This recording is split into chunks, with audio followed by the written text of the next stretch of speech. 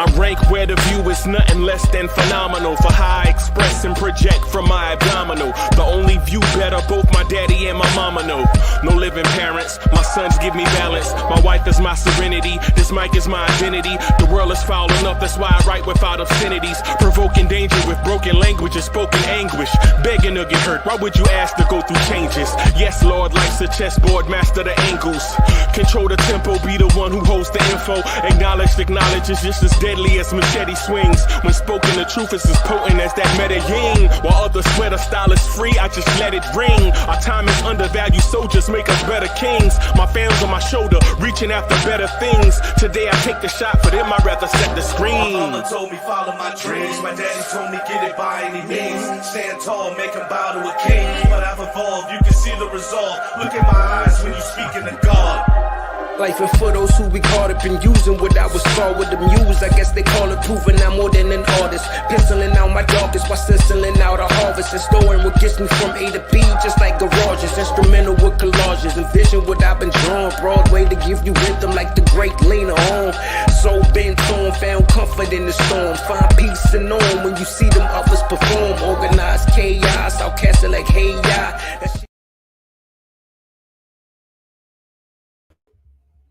Yo, party people in the place to be. What's good? This your number one Chief Rock Knicks Universe, your main man, Uncle Freezy, and welcome to the Knicks at Night podcast. Salute. So we're rocking a little bit earlier than normal. Part of that has to do with scheduling, and part of that has to do with, part of that has to do with our guy coming back. Definitely.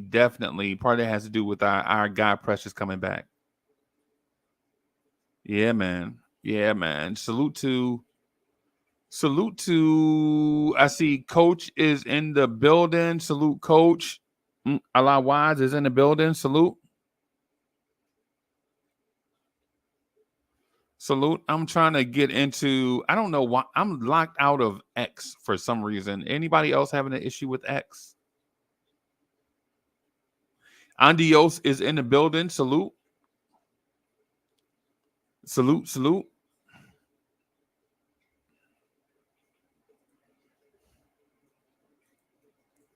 So I'm looking at X right now, man. And X, I can get into it on my phone.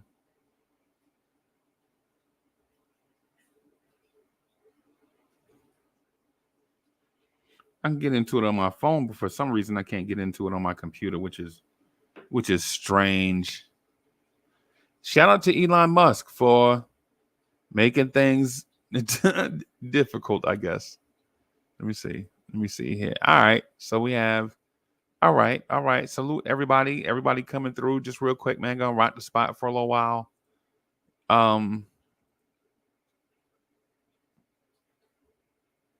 Just going to rock the spot for a little while, talk about Precious, talk about what the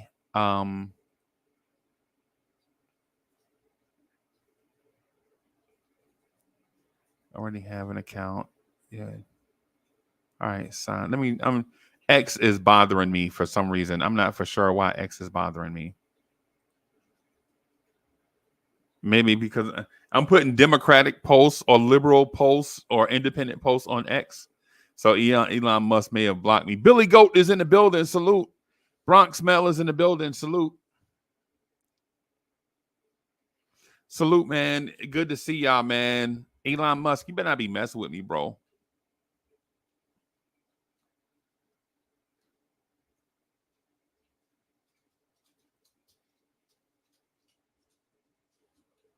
Yeah, so I'm trying to get in on X, and it says new link. There was a login to your account. You can review it now. Let's review it. Got it. Okay.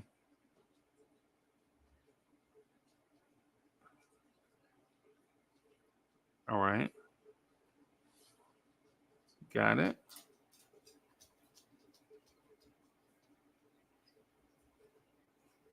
All right.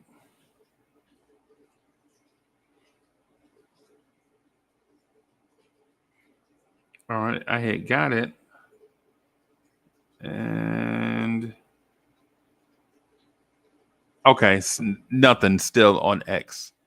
X is still giving me an error. Oops, something went wrong. Please try again.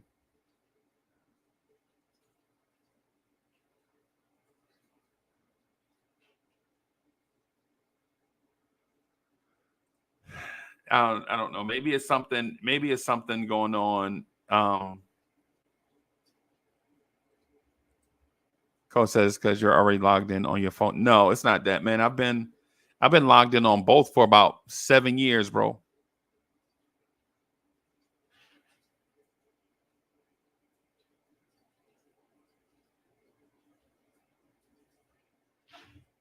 Yeah, man. I've been doing both for about 7 to 8 years, maybe longer than that. Maybe longer than that, man. Maybe something going on with my network. I'm having an issue with that and PlayStation Network. So maybe it's something going on.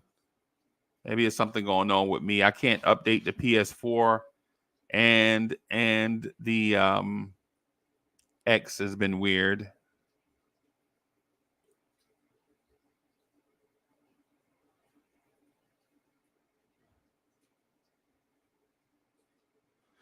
Maybe I'll show y'all. I'll show y'all and then maybe y'all can help me out with it. Have y'all seen this error before?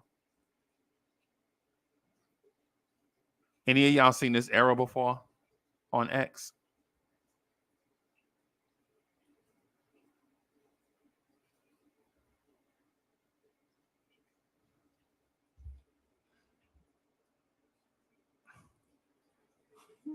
Billy Go says Elon gonna have the Terminator holler at you.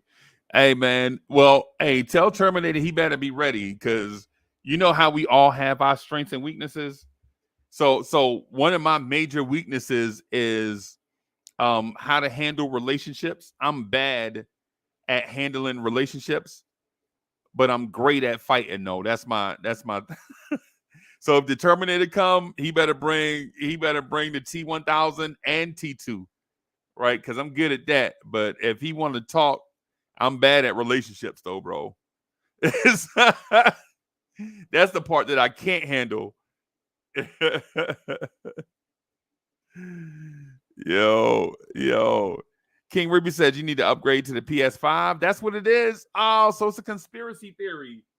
PlayStation Network not letting me get on because I don't have a PS5. Man, that's whack.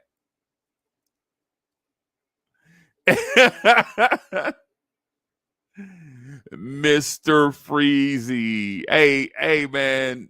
You could call me, what did they call Neo? Mr. Anderson? Yeah, he could call me Uncle Freezy. You finally get to meet you. Yeah, that. Yeah, man. Salute everybody. How's y'all evening going so far? Hope y'all are having a good evening so far.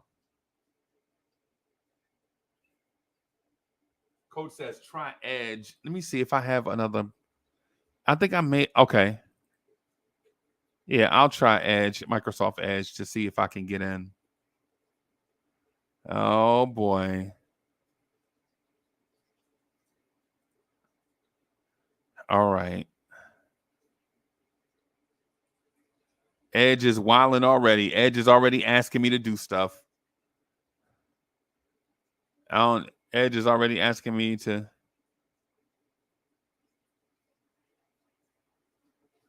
Edge is already asking me to do stuff. I don't want to do all that stuff, man. I just want to browse. Let me go to X.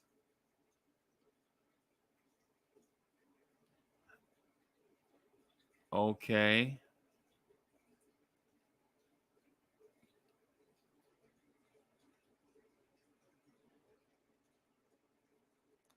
Bing official site. I'm using Coach's suggestion right quick.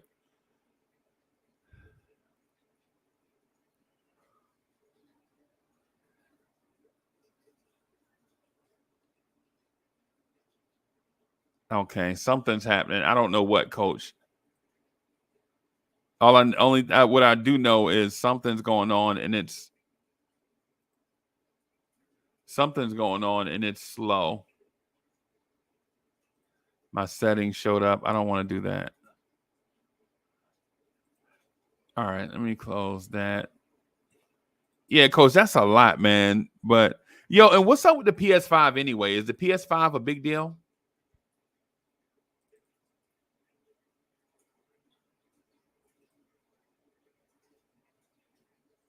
I don't want to customize. Let me just want to go to X. That's all I really want to do.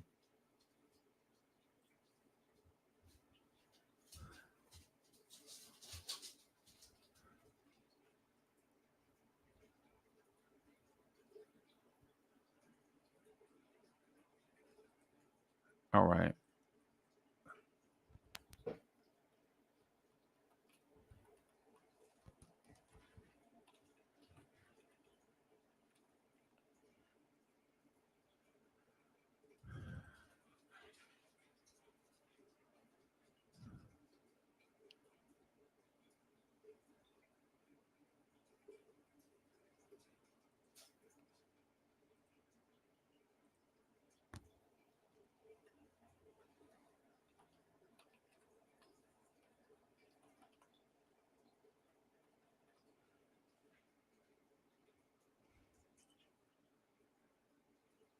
All right, let's try it.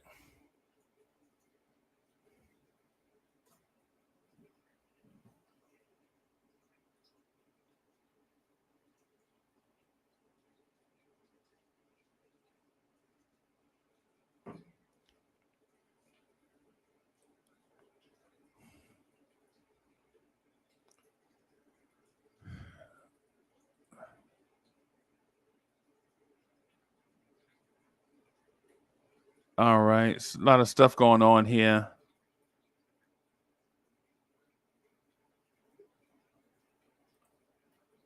Okay.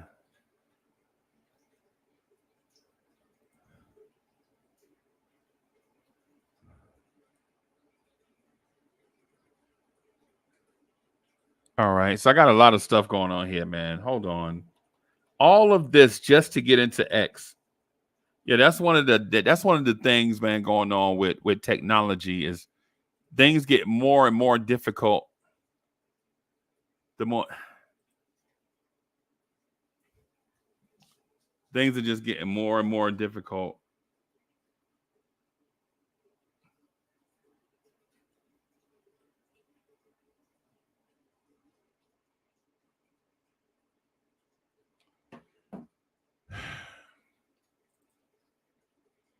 Things are getting more and more difficult, man, as technology goes on. Salute to everybody. Bo Ismail is in the building.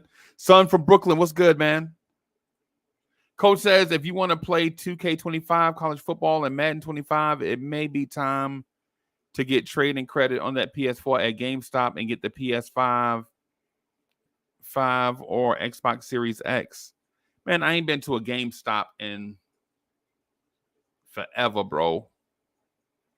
I ain't been to a GameStop in forever, and I know I need to. T. Williams is in the building. Salute. So we're gonna be here for a minute, man. So if y'all just chilling, relax, bro. I'm gonna be here for a little while. Just rocking the spot. I just found out or just got fed up that I can't get into X, which is strange.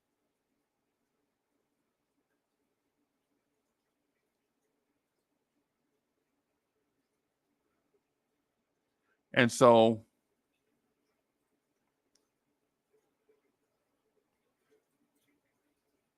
that is very strange that I can't really get in, but just trying to figure out some stuff.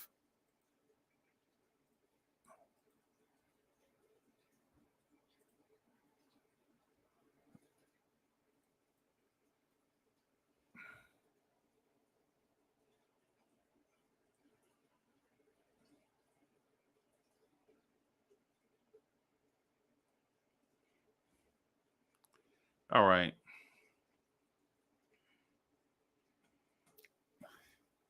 So I want to talk about Precious Achiuwa.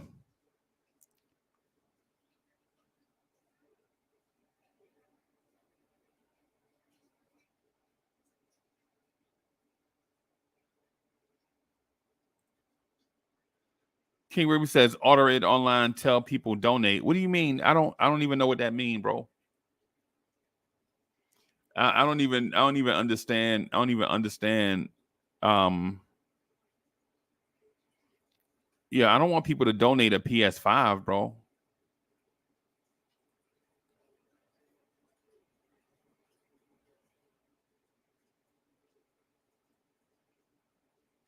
That's what people do nowadays is donate PS5s. I don't.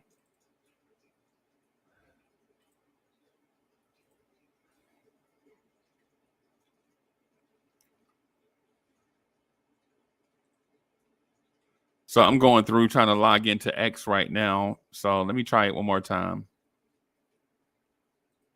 Continue as that.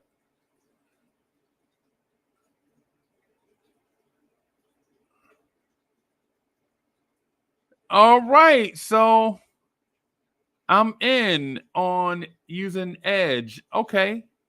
All right, coach. I see you. Appreciate that, man. Appreciate that, coach. So I'm in on X now. All right.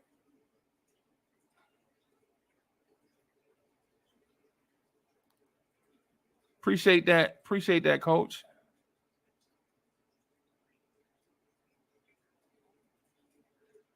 I don't know about using the different browser thing, but you know.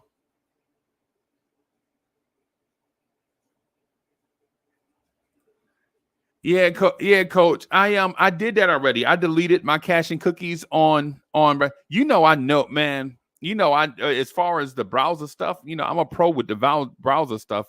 The thing about it is regardless of I even got to a point where I was gonna um um delete the browser and install the newer version because I clicked update on it.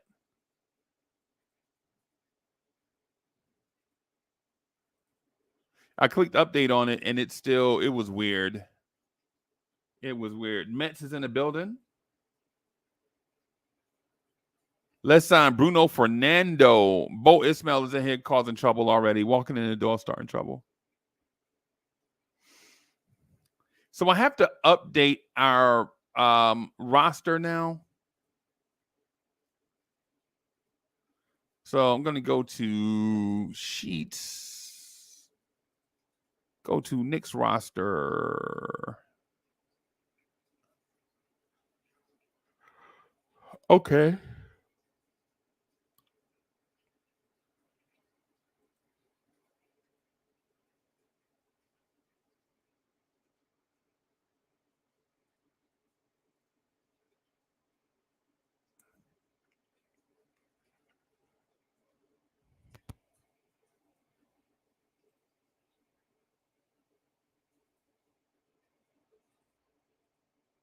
Okay. All right. So there we are. There we are. All right. So let's talk about Precious, man. I wasted about 20 minutes on technology. Probably should have had this done already, but it's just like everything else. You don't really know what you need until you start to use stuff. Right? You really don't know what you need until you start to use stuff. So I'm glad Precious is back. It says, I got you on the Yep. So Precious is back. So our backup center issue for the moment is solved. Whether you like Precious or not, that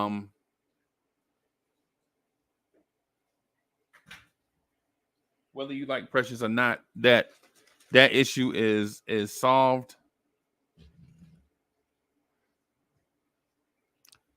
I don't know if there is a trade scenario out there for us. Right now, it appears that it's smooth sailing towards training camp. The son of the legend, Kerry Cox, is in the building. So Kerry Cox says, peace to the chat.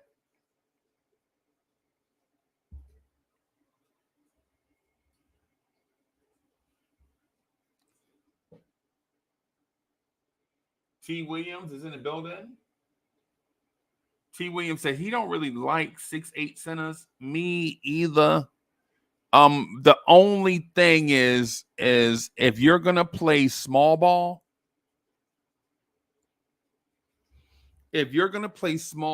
that's probably what it requires.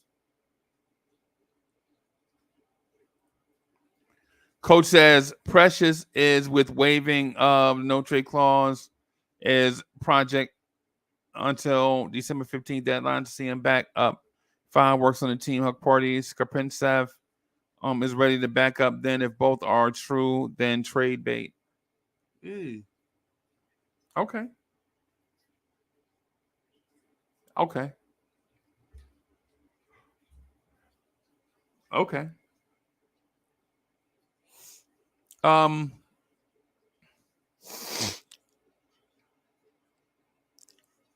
I like Hook Porty, right? But Hook Porty is Kapintsev. They did play against against borderline NBA prospects. So we don't know for sure, but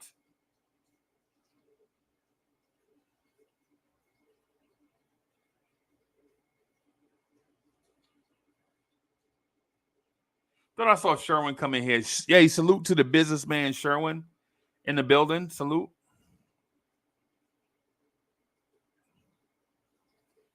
Salute to the businessman Sherwin. Salute. When we come up that way later on this year, bro, we might need you, Sherwin.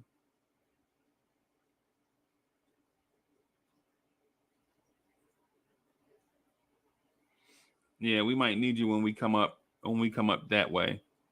So, real quick, everybody, I'm going to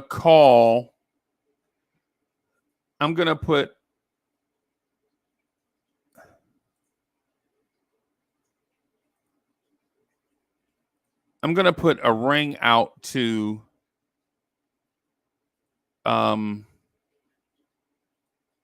Fritz Alcindor.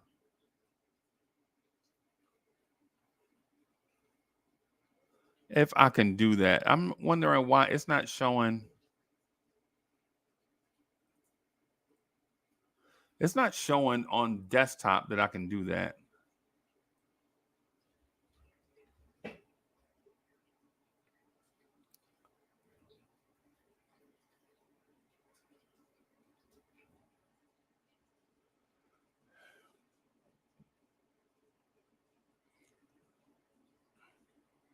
I'm going to put a ring out to Fritz Alcindor and get his thoughts on the Precious thing real quick. And then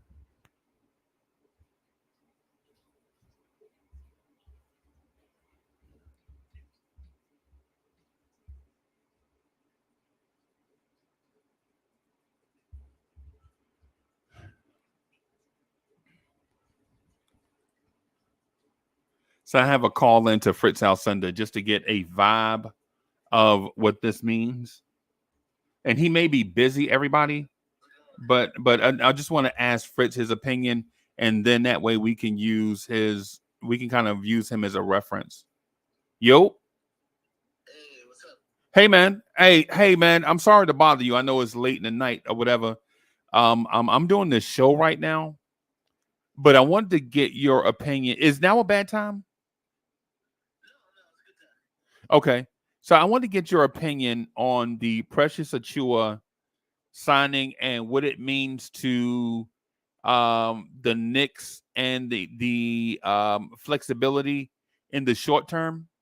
And have you had the opportunity to give that any thought? Yeah, actually, right now I'm like trying to work stuff out. The numbers. Right. Trying to work the numbers, something out with the numbers. What it does mean is they're probably not going after a high price center.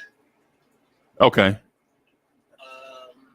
It also kind of signals since they gave him $6 million on the dot. Yeah. I'm gonna try to go under the first acre.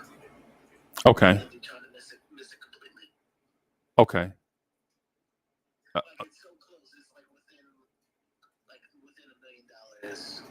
Okay. Yeah, so I think that means they're gonna try to get out in the first April. I think still Walker Kessler is still on deal. Just not this summer, right? No, I think he's still in play for the summer. Oh wow. Oh wow. I think, hey man, are you coming on tonight? Are you doing your own show tonight? Come on. Okay, because we all need to have that explained because that goes against some things that we had already heard or saw on X.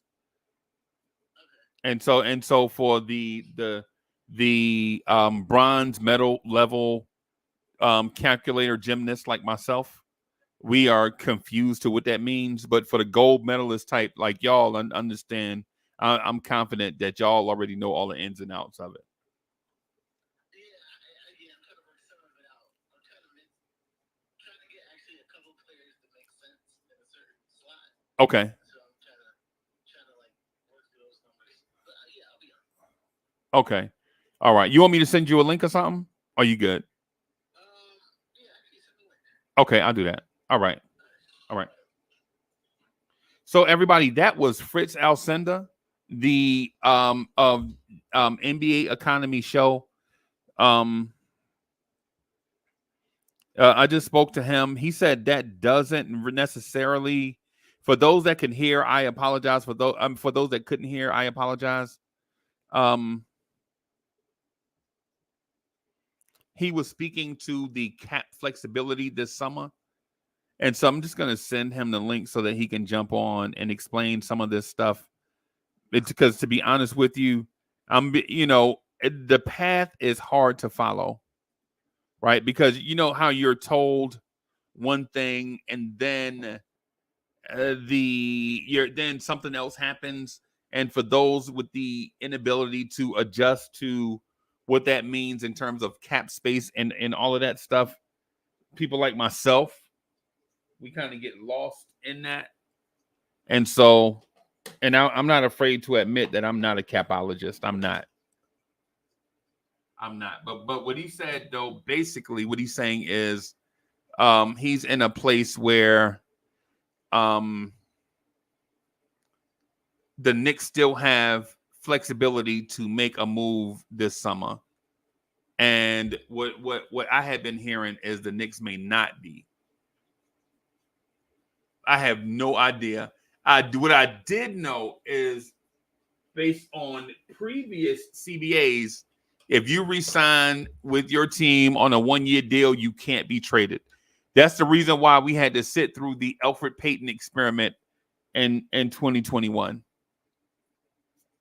Y'all remember when Elfrid Payton was here in 2020, and then we waived him, and then we re-signed him back. We had to keep him for the entire year of 2021 because of the no trade clause that go along with re-signing a player to a 1-year deal that had previously been, on you. So Sherwin says, Coach says, you taught iHeart the soft low post defender was a superstar. All right.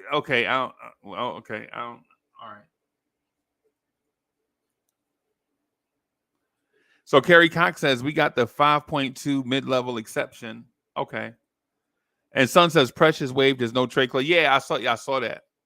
I saw that. The ability to not be traded, he waived that. Right, man. That man got $6 million. Coach says OKC paid him and he would still be here if we signed him to more on his original deal. Mm-hmm.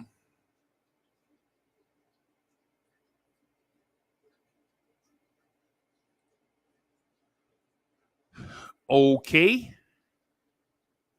So my thing about Precious, everybody, my thing about Precious is this. Let me go back to our roster.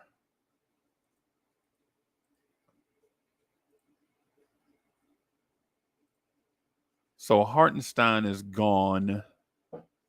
I need to update this. So Mitch is here.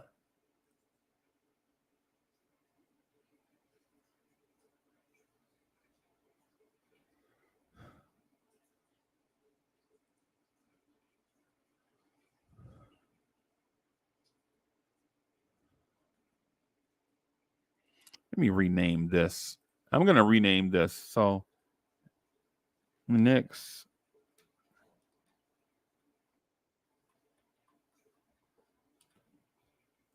Let me rename that. Yo, Fritz Alcindor is in the building. Salute, sir. Hey, what's going on? Man, we just re-signed Precious Achiuwa, bro. Yeah, it's kind of crazy. $6 million is a lot, bro. Yeah, For yeah, Precious Achiuwa, $6 million is a lot of money for Precious, bro. Actually, I think it's pretty on. Okay, when we got late in the season, before the playoffs, before we benched him, everybody said Precious was gone. Yeah. Everybody's like, "Oh, not me, but the general consensus, though, right? Is it what you? Yeah, the general consensus. Oh, he's gone. He's gonna be like $8-10 million. We ain't got that, Right? and he came for 6. So like, but him signing for 1 year, and then him waiving his no trade clause means that they're gonna trade him. Okay. They're gonna trade him. They're gonna trade him during the season. Okay. Or it could even be the summer, but it has to be like right before the season. Right. Okay. So basically what we heard is you can't trade them until December 15th. Right. Okay, because it's a 1 year. Yeah. So how accurate do you think that is? It depends. Actually, hold on. Okay, yeah. Yeah, December 15th. Yeah, that makes sense. Because, yeah, he's just not a random, we're re-signing him. Okay, yeah. Okay. Yeah, so, yeah, December 15th sounds correct. Okay. All right. So what does that mean to us, though?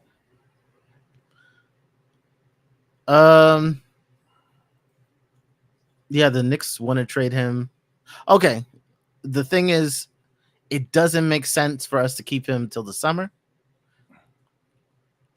His bird rights, we won't have bird rights if we keep him.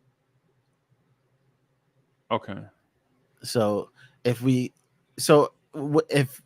kept Precious, we didn't trade him, and next summer we can't sign and trade him. We either let him walk, Okay. or we have to use our own like mid-level to sign him. Okay. So yeah, so if they really wanted to keep him, they would have signed him for multiple years. Okay. Okay. So yeah, it's almost a done deal that he's getting traded at some point. Does the signing and not Precious Achiuwa himself, right? I'm talking about just speaking about the signing itself, the way the signing went down. Does that mean that there are Julius Randle and Mikal Bridges ramifications, the reason why the signing looks the way it does? It means that it's probably happening. Both, right? Yeah, it probably means that it's definitely happening. Because if it wasn't happening, and you had to trade Randall, you would probably want this contract around. Like the option to sign and trade him. So yeah, so you could probably bank on Julius returning. Okay. Yeah, you can pretty much bank on Julius returning. Okay. All right. So I guess the question the ultimate question is, so why is maintaining this flexibility important to the Knicks if the status quo is in place? Like why go through the calculator gymnastics if you're They still were going to just be going the to sign same? him. Yeah. No, I think they were just trying things out. They were looking at possibilities, and looks like Okay. those possibilities are done. Okay. So so that lets you know that they were looking at a lot of things, and now they're done with it. Okay. Okay. So I guess that leaves us with another question. Mhm. Is there a move to be made to improve the rotation?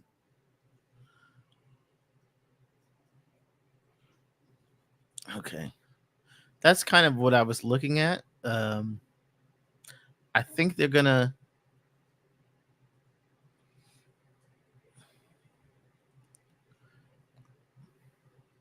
Yeah, they would have to get a free agent. They would have to get a free agent, and at this point, I think they probably would get somebody on a minimum. All I think right. they get somebody on a minimum. And like when I went through and looked at all the people on the minimum, um, the two people stick out, but Robert Covington, Okay. getting him on a minimum contract. Okay.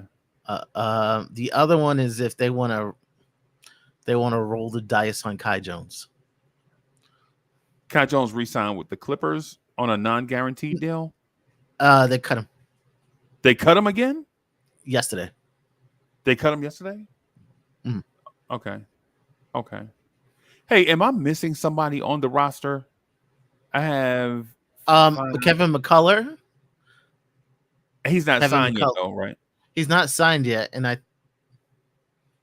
kind of like penciled him in. Okay. I kind of Okay. penciled him in. Okay. So I'm gonna put Because we could sign him for probably less than we could sign him a minimum, like a veteran minimum. okay. We could sign him for like 1.6, and like a veteran minimum, is around 2 million. So I think he might get signed Okay. Do you mean to a guaranteed deal? to like a guaranteed. Okay. Kevin McCullough. All right. So they have his rights. Okay. All right. But I heard that there were 14 spots that are Minimum 14. Well, we have 15 spots. You have to use 14 by a couple days before the season. You got to be up to at least 14. Yeah. Well, I heard we had 14 signed right now, though, according to Bobby Marks. Bobby Marks said we had 14 signed. And let me see here. I'm going to go here to let me search Bobby Marks. Yeah, we have 14. Yeah, and I can't remember who the 14th person is, though. That's what I'm getting at. Hold on. I have it here. Oh, I know who it is. It's Keita Bates. Yeah. Yep. Diop. Yeah, that's who it is. That's who it is, everybody. So this is what our roster looks like, everybody. Right now. Right? This is what we look like right now. So let me do I need to do the rookies in a different color. So I'm going to do the rookies in a dark blue color so they can stand out. So rookies are in a dark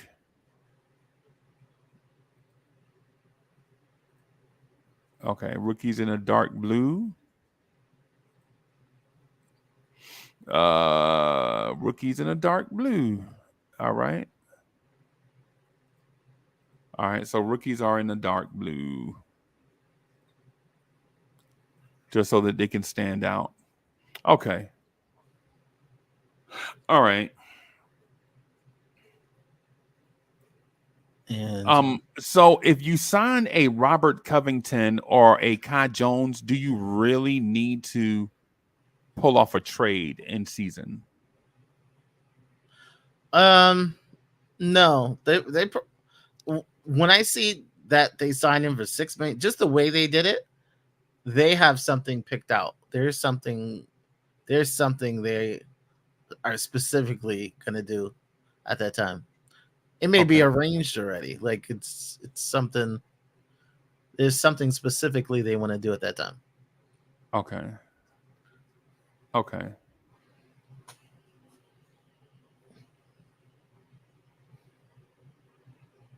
Okay. And Nick Yak says, "Where is Sky?" I'm not sure. Where's who? Sky. I'm not for sure who that is. The center, the center, Summer League center, right? The Summer League Center. Skopintsef. He's not. He'll probably Skopintsef, Justin Lewis, those type of guys will probably be signed to an Exhibit 10 contract in order to participate in training camp. And then once training camp is over, you'll see some of those guys shuttle back to the G League. Mm-hmm. You'll probably see them done that way, right? Oh, you know who else I left off?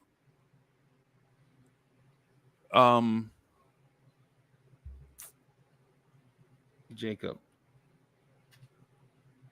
Yep, two-way. Yep. Yeah. So Jacob Toppin.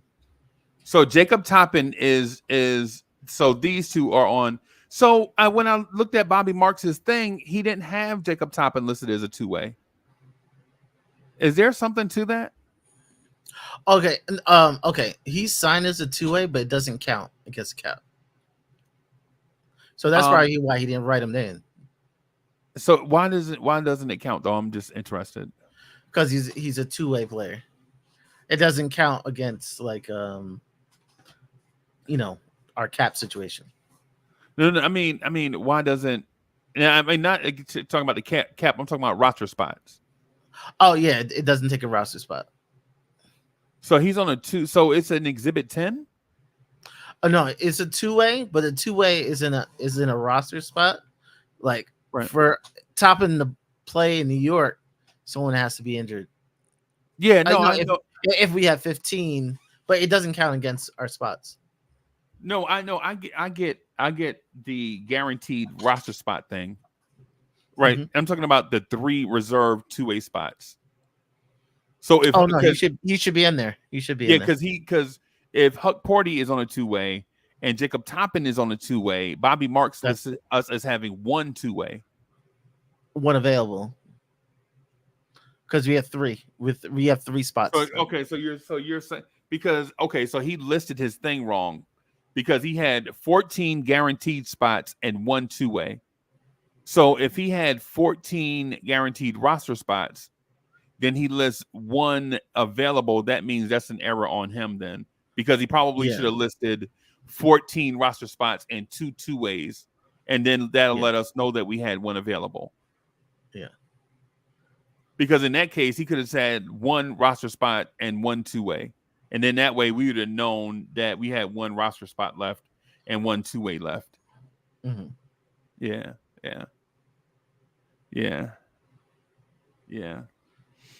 And Nick Yak, I'm rooting for Skopintsef. I'm rooting for him, bro. I want that guy. I really want him to make it. I wouldn't be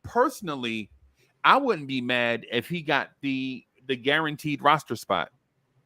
Like, I wouldn't be mad at that. Right? Yeah. And Danny Landis asked about Dwayne Washington Jr. I think Dwayne Washington he signed. Yeah, he signed to play with Jupiter. He's on Jupiter right now playing basketball, bro. He's in the Jupiter Winter League, bro. He's gone. Yeah. And Sherwin says Jacob has a $1.8 million cap hit. Does that mean he's a guaranteed roster spot? I'm gonna go to Spot No. Track. I hate Spot Track, bro. Do you use Spot Track as a reference? Sometimes Their website is so it's slow. It's slow. yeah. Actually, all the sites been slow. Yeah. Okay, 1 second.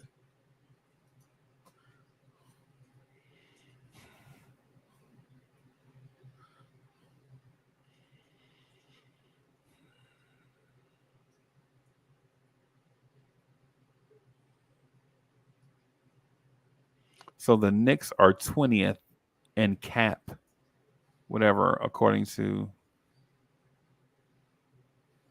And so I'm looking at their roster: OG, Randall, Brunson, Bridges, Hart, Mitch, Dante, Keita Bates, Diop, Campaign. Okay. So, okay.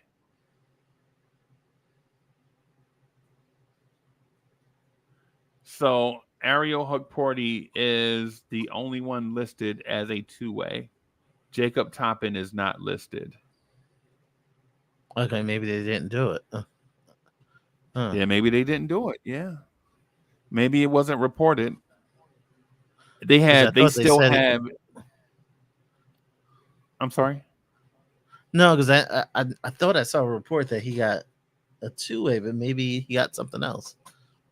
Maybe maybe they're not bringing him back. So I'm going to update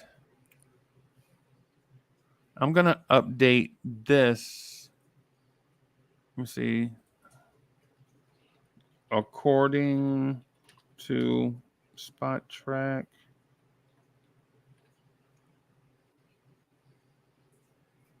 I'm going to update this. That way we can use it as a reference point going forward. So, okay. According to Mm-hmm. The one thing that this trade did do is it put us in the first apron. Like 6 million puts us just over. Okay. Just over the first apron. And okay. And if they're gonna, I don't know, if they wanted to do something mid-season that used multiple players, they can't be in the first apron. They can't be in the first apron. Okay. So that tells me that there's another trade coming. That there is another trade coming, and there's of course they have to send out more than they're getting back. Okay. And so the general consensus in that is that if you send out more, you have to entice a team to take money by giving them a lopsided asset, like maybe draft picks or a young player. I mean, if it's close enough, you don't necessarily have to do it. But yeah, it's just that with the rules of first apron, it can't be even, and you can't take back more. That also lets us know they're not trading with another team that's in the first or second apron. Or if they do, it would have to have a team that's under involved. It would have to have a third or fourth team. Oof. That's under. Yeah. So it lets me know. It just lets me know there's a trade coming, and they know what it is. Do you know what it is? That's what I was trying to put together, and I was like, I was hoping to Walker Kessler, and without giving up Deuce. Right. And the way I'm kind of questioning if one part of it is possible, but Dadier, Keita Bates Diop, and picks. Okay. Okay. Whew. And that's the only thing that makes sense to me. I mean, without using Deuce, if you use Deuce, but they don't really have a use for Deuce. That's the thing. That's the intriguing thing to me is that because I heard Ron read your question last night when he was talking to Han. Yeah. Han Dolo. So I heard him read the question. But my question to the calculator gymnastics is, if you have that much faith in Cameron Payne over Deuce, that makes Deuce expendable. Not that it makes I don't think that's what he meant. No. That's not what he said though. No, that's not what he said. Okay. And that's not what you alluded to either. I'm trying to get to what I think the allusion is. Okay. So if Cameron Payne makes Deuce McBride expendable, why would you bring in a lesser talent in Cameron Payne and not bring in Tyus Jones, who probably fits more? He probably fits more into is probably a better fit with Dante, Josh Hart, and Precious than a slashing scoring guard would. And Dante and Josh Hart are similar. The Knicks tried. Because with Tyus Jones, he wants Tyus Jones wants a lot more money, but he missed it. Like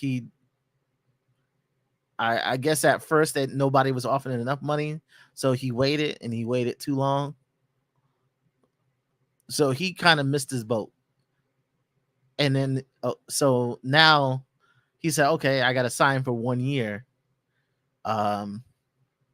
Suns to give him the most playing time. So he won with the most playing time. Knicks could have offered $5 million.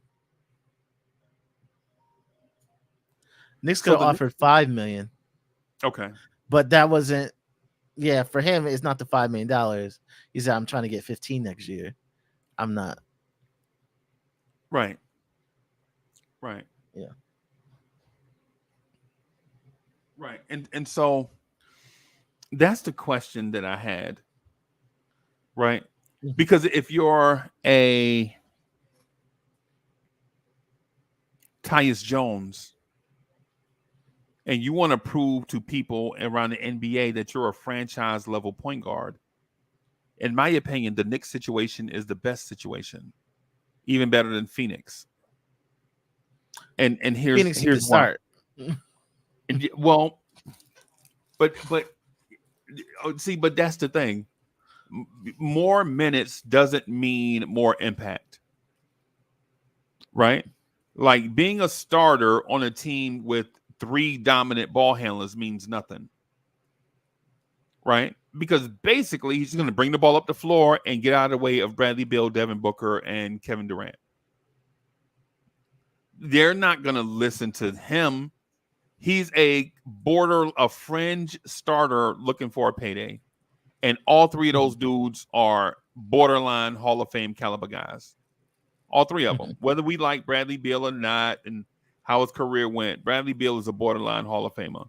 His numbers say that he is. I think he's going to the bench, but right. No, I feel you. I feel you. How they figured that out,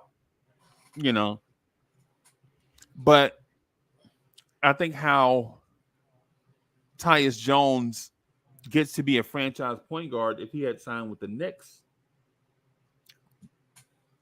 he could have signed with the Knicks, played out the season on a team that, for the most part, I think we all can agree, for the most part, is going to be in contention for a championship of some level, whether it's the conference championship or the NBA championship.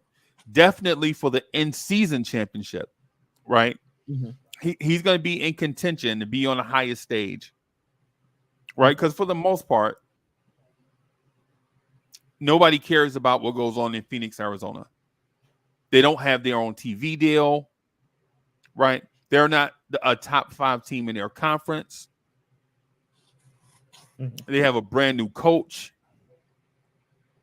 They have everything going against them, right? In terms of, because why would Devin Booker step aside to allow Tyus Jones to try to establish himself when Bill, Booker, and Durant are all trying to establish themselves with a brand new coach?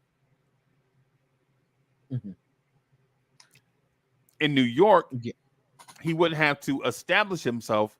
He would probably play less minutes, but they would be more high impact minutes. But like 12 minutes a game? Probably somewhere in the neighborhood. So we have a spreadsheet. Let me go back here to the. I would think it would be like 12 minutes a game. It wouldn't be much. I know. I had Deuce at 15. So let me update this here real quick. So Precious, Achiuwa, right? So I'm gonna shave a minute off of all of these.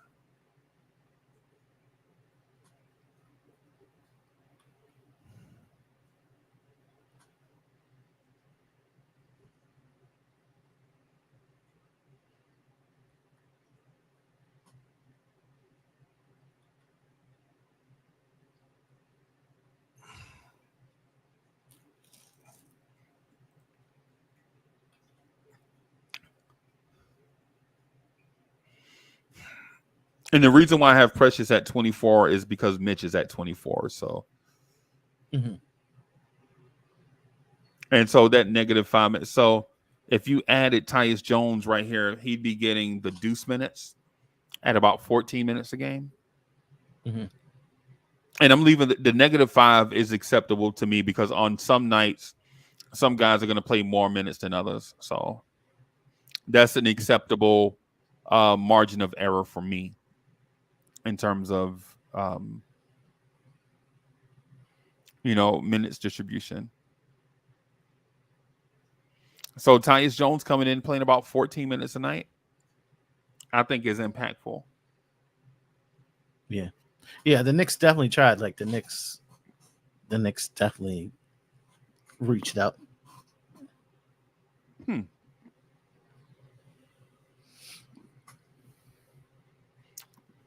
So he preferred the Phoenix situation over the Knicks situation, basically. Yeah. Okay. Yeah. And then Phoenix only give him a minimum. Like that was just minimum. They couldn't give him any more money than they gave him, which is only like 3.3 something. Yeah. Basically, it's what we offered Cameron Payne, right? Yeah. Cam is like, yeah, because it's based on years. Right.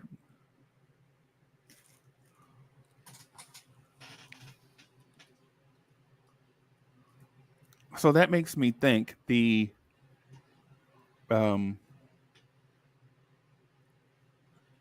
question, I guess, is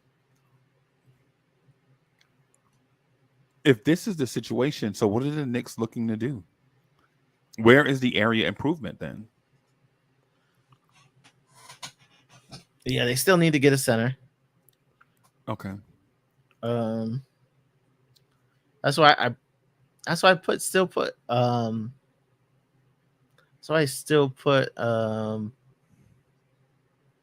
Walker Kessler in there. It just makes a lot more sense. And it makes more sense to do it in September when we can trade we can trade Keita Bates-Diop in September. Okay. Because it's 60 days after the Mikal Bridges trade, right? Yeah. Mm-hmm. Okay.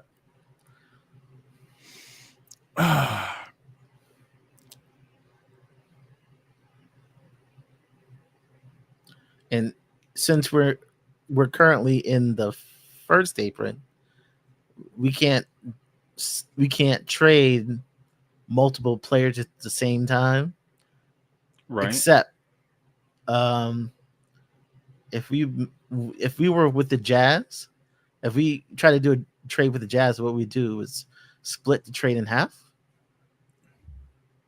Okay. and you would send, because they have an exception for Fontecchio, you would send Dadier In the Detroit into trade. their Okay. and into Utah's exception, and then you would trade Ja in a separate trade to Utah, and then you would take Walker Kessler, kind of in a, it all will all look like one trade, but we would take Walker Kessler into the exception in a trade. Okay. And So that's what do the we? only So way it what, would what, do, work. what do we giving? So what are we giving Utah though? Like, what's the reason? What motivates Utah to do that trade? Dadier in enough salary to get it done for us, and I put a first and 2 seconds, but who knows? Maybe 2 firsts. I don't think the Knicks would totally send everything out. So the thing with the Dadier trade, right? So Utah already has multiple young forwards at his position. What would motivate Utah to take on another project jumbo wing when they already have Taylor Hendricks? Well, it's kind of what OKC is doing, where wings are most valuable. Okay. And you just it's a valuable asset. If he just shows up and shows something, he's valuable. Everybody needs a wing. Okay. Yeah. Not necessarily that they'll play him, but between Taylor Hendricks and all those guys, maybe they get flipped out, and then then he gets to show something. But I think they're just loading up. And the reason why I'm thinking about it in that sense is, if I'm Utah and I already have Cody Williams, right? I already have Taylor Hendricks. I already have Keontae George. I already have Flip. I already have guys that I want to do something at the 4, but I'm gonna re-sign. I'm gonna extend re-sign Lauri Markkanen. What's the point of me trading away that guy for low-level talent from the Knicks? Like, what's the motivating factor? That Kessler doesn't want to be there.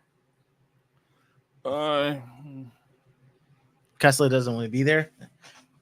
What else would you want from the Knicks? You don't need any small guards. So no more small guards. If I'm Utah, I think a trade for Walker Kessler starts with Tyler Kolek and Pacom Dadier. That's what it starts with.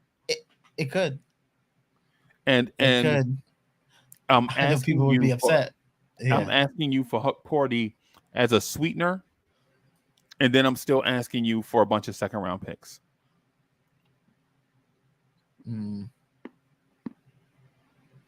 I would have to run the numbers, but it'd be interesting. It could be Tyler Kolek. Yep. It could be Tyler Kolek, because they did give him that extra money, right? And he fits a position of need for them right away. They don't have a point guard, and I know people are going to talk to me about Keontae George. I saw Keontae George. He's not a point guard, bro. He's not a point guard. He's a Russell Westbrook type of guy at this point. Yeah. And they drafted Isaiah Collier, right? Isaiah Collier is not ready to be Isaiah Collier slid in the draft for a reason. Filipowski slid in the draft for a reason. Mm-hmm.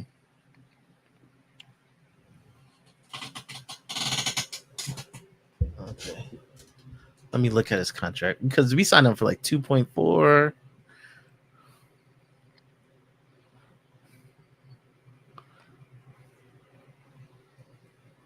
Okay. And Kessler makes 2.8. Okay.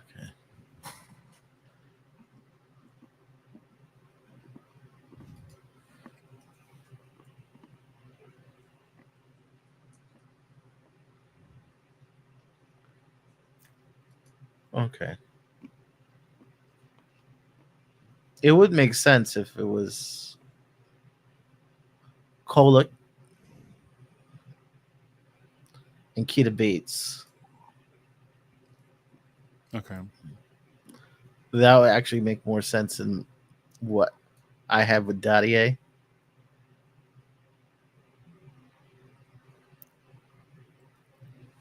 Tyler Kolek. I think they would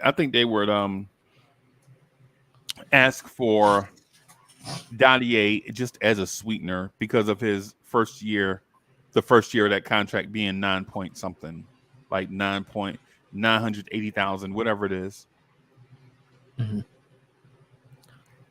Hmm. Yeah, I don't think that's possible. Okay. Hold on 1 second. Get to Utah.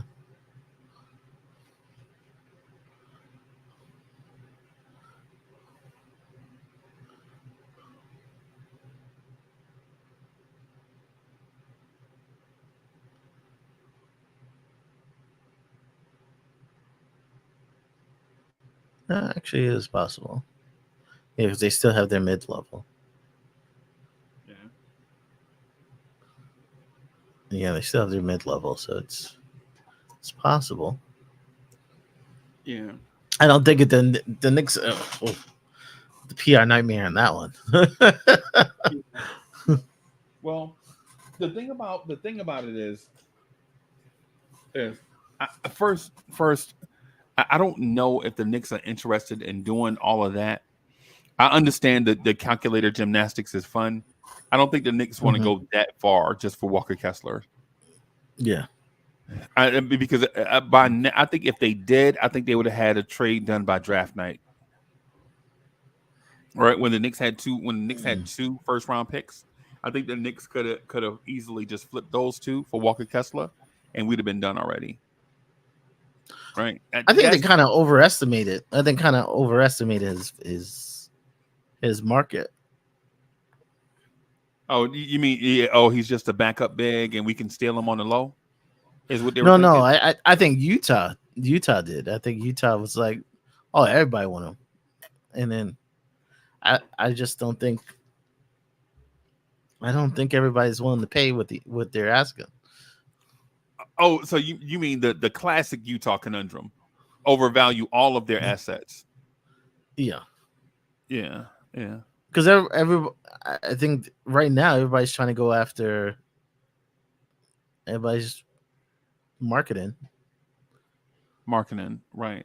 Yeah, but he's gonna resign, right? It kind of looks like it, unless Golden State wants to blow them away. Yeah, I don't think so. Yeah, and I don't think Golden State's that stupid. Let me ask this on the Golden State front, just so that we can have more. So I'm going to talk some Golden State, just so that we can talk some more Knicks. You up for that? Sure. You okay with?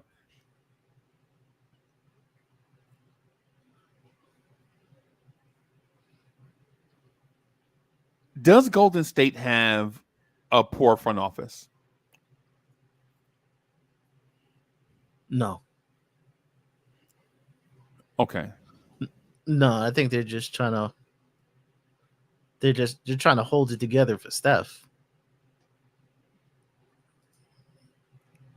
instead of blowing it up. So they're still trying to win without just letting it all go to the kids. Let me present an argument for Golden State being a poor front office. Okay. Draymond, Right. but yeah, the Draymond contract, but yeah. Yeah, I'm just gonna make up and I'm not saying that they're a poor organization or their roster is poor. That's not what I'm saying. I'm saying in this moment, Golden State is making poor decisions. Right? Okay. Right. And so here's why. The Jordan Poole extension. Mm-hmm. 1 year into it, it looked like a disaster.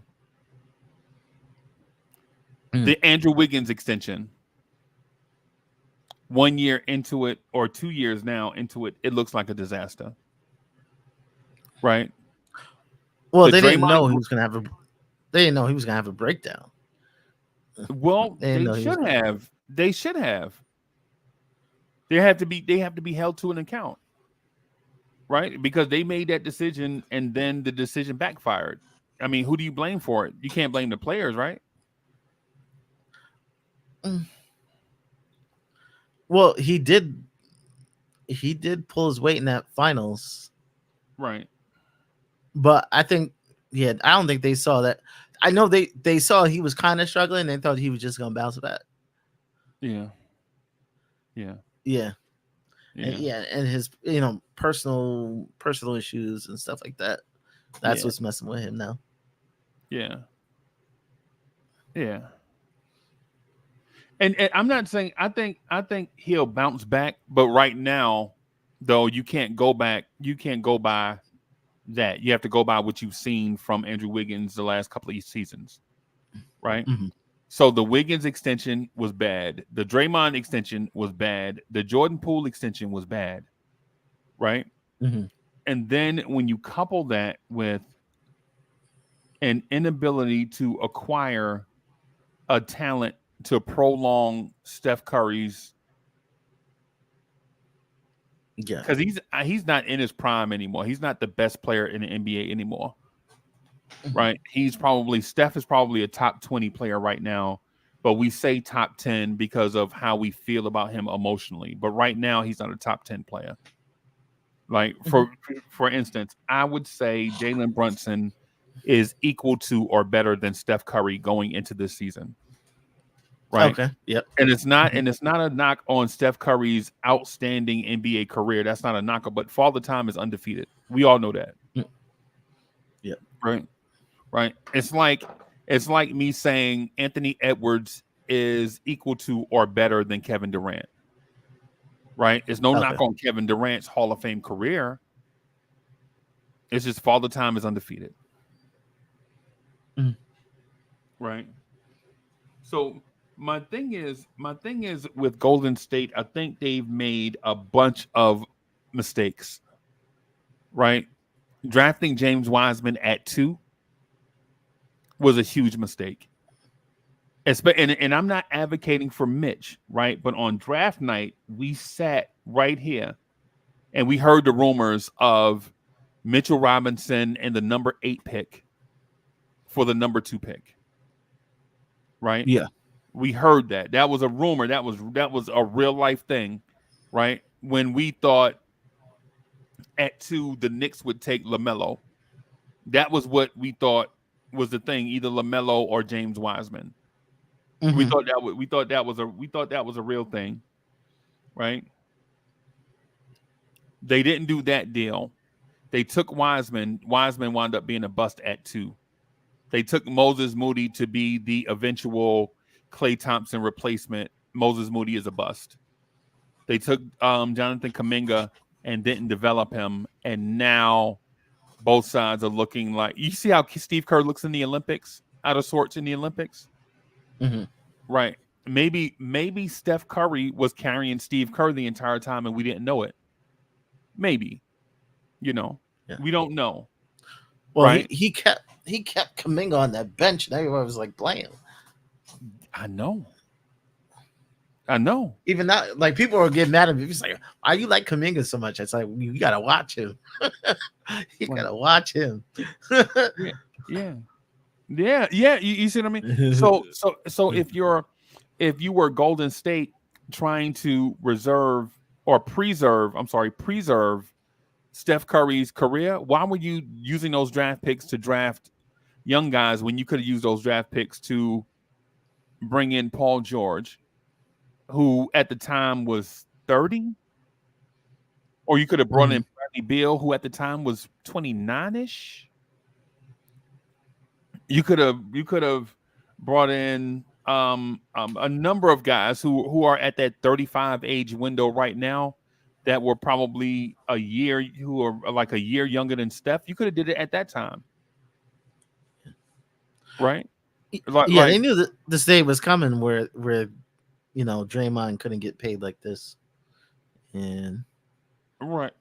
And so everybody, I'm doing the Golden State talk not because I want to diss. I'm not dissing Golden State. What I'm saying is if you look at the track record of events, they gave Jordan Poole an extension and then played hardball with Klay Thompson.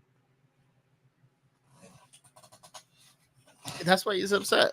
That's why he was upset. Yeah, and it's no disrespect to. And listen, the Warriors are an outstanding franchise. I'm not saying it, and I don't want to seem like I'm being disrespectful to Golden State fans. What I'm saying is, if you look at the track record of events up to today, where they're negotiating for Walker Kessler, for Lauri Markkanen, it makes me think that nothing's going to happen, and Utah is going to walk away and keep Lauri Markkanen, and he's going to be an all-star with them, and Golden State is going to try to squeeze what they can out of Podziemski, Kuminga, Wiggins, Draymond, Trace, Jackson, Davis, Steph, and that unit's not going to go anywhere. So what does that mean for the Knicks? What that means for the Knicks is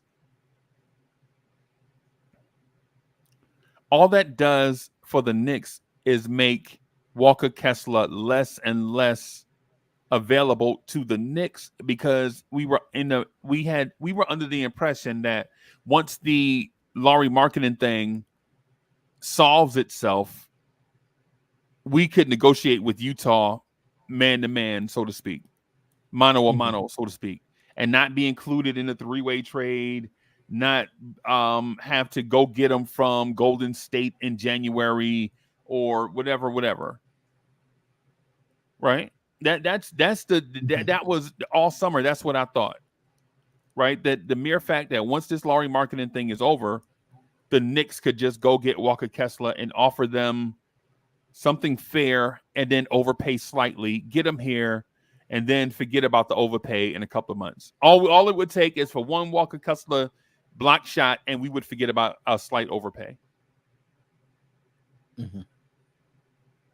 But now that we see how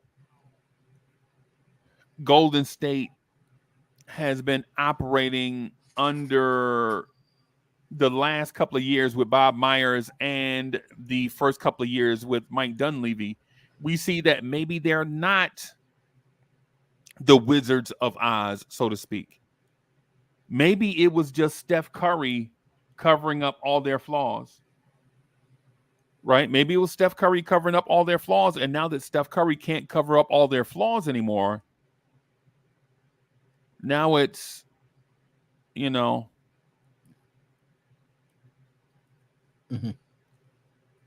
what it is. Like if you ask me if I would do Kuminga and Podziemski for Lauri Markkanen, hell yeah, I would, bro. We wouldn't even be having this conversation right now, because I would have did it in June. Yeah. Well, they say Utah. It makes sense that Utah doesn't want Kuminga, right? Even though he's talented, but they got to pay him too. Yeah, they got to pay him, and then there's the duplicity. They already have guys there that play his position. Yeah, they just drafted Cody Williams, and they drafted Taylor Hendricks last year, and they have Filipowski. They have every type of wing player you want. They have it right now. Yeah, and Kuminga already had it up, playing behind someone, Yeah. he's had it up to here with that. Like yeah. He wasn't happy in Golden State. He's not happy in Golden State playing behind people. So Especially when he watched Scotty Barnes in Toronto just go out there and play free and get the keys to a franchise. And if you're a pure NBA, if you're a pure hoop head, you could ask the question, is Scotty Barnes better than Jonathan Kuminga? Or did Scotty Barnes get opportunity? You can also ask, is Jeremy Sohan better than Jonathan Kuminga? Or did Jeremy Sohan just get opportunity? In my mind, no, he's not better than Scotty Barnes, but I can see if you offered that in a debate, I could see that. I would still take Scotty Barnes over Kuminga, right? But I would definitely take Kuminga over Jeremy Sohan.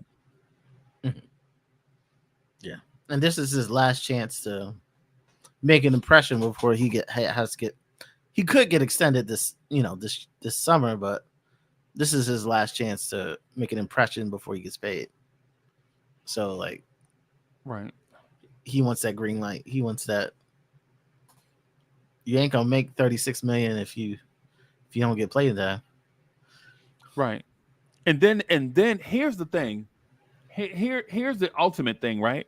If you're Golden State and you're looking to pay a big payday to somebody, why not just trade Kuminga for Brandon Ingram right now? Right? If you're going to pay somebody, why not go with the proven product who's still pretty young? By the way, I think Brandon Ingram is 27. And you can get him going into his prime years, right? The next 4 years, you can get his 27, 28, 29, and 30 age seasons from Brandon Ingram. And he's proven it not since day one, but say since his third year. Why not go that route? And so with all that said, I raise all the questions to get to this point. Did Golden State and Utah make the Walker Kessler market an unfair market to deal in? And in my mind, yes. I think the Walker Kessler market is an unfair market to deal in. Right? Like does Walker Kessler have higher upside than Jalen Duren? No. Does he have higher upside than Mark Williams? No. Is he elite at one thing that they are not elite at? Absolutely. Yeah. Absolutely. Right? Absolutely. Can Walker Kessler put up Jalen Duren, Mark Williams type numbers in 30 minutes a game? Absolutely. Right? But is he better at physicality and banging and down low than Duren and Williams? No, he's not built for that. He's a rim protector. He's not he's not built for just brutality down low. That's not what he's built for. Right? He's built for high intellect defensive scheme. He's a high level thinker on defense, right? He's Gobert. He's like Gobert. Yeah.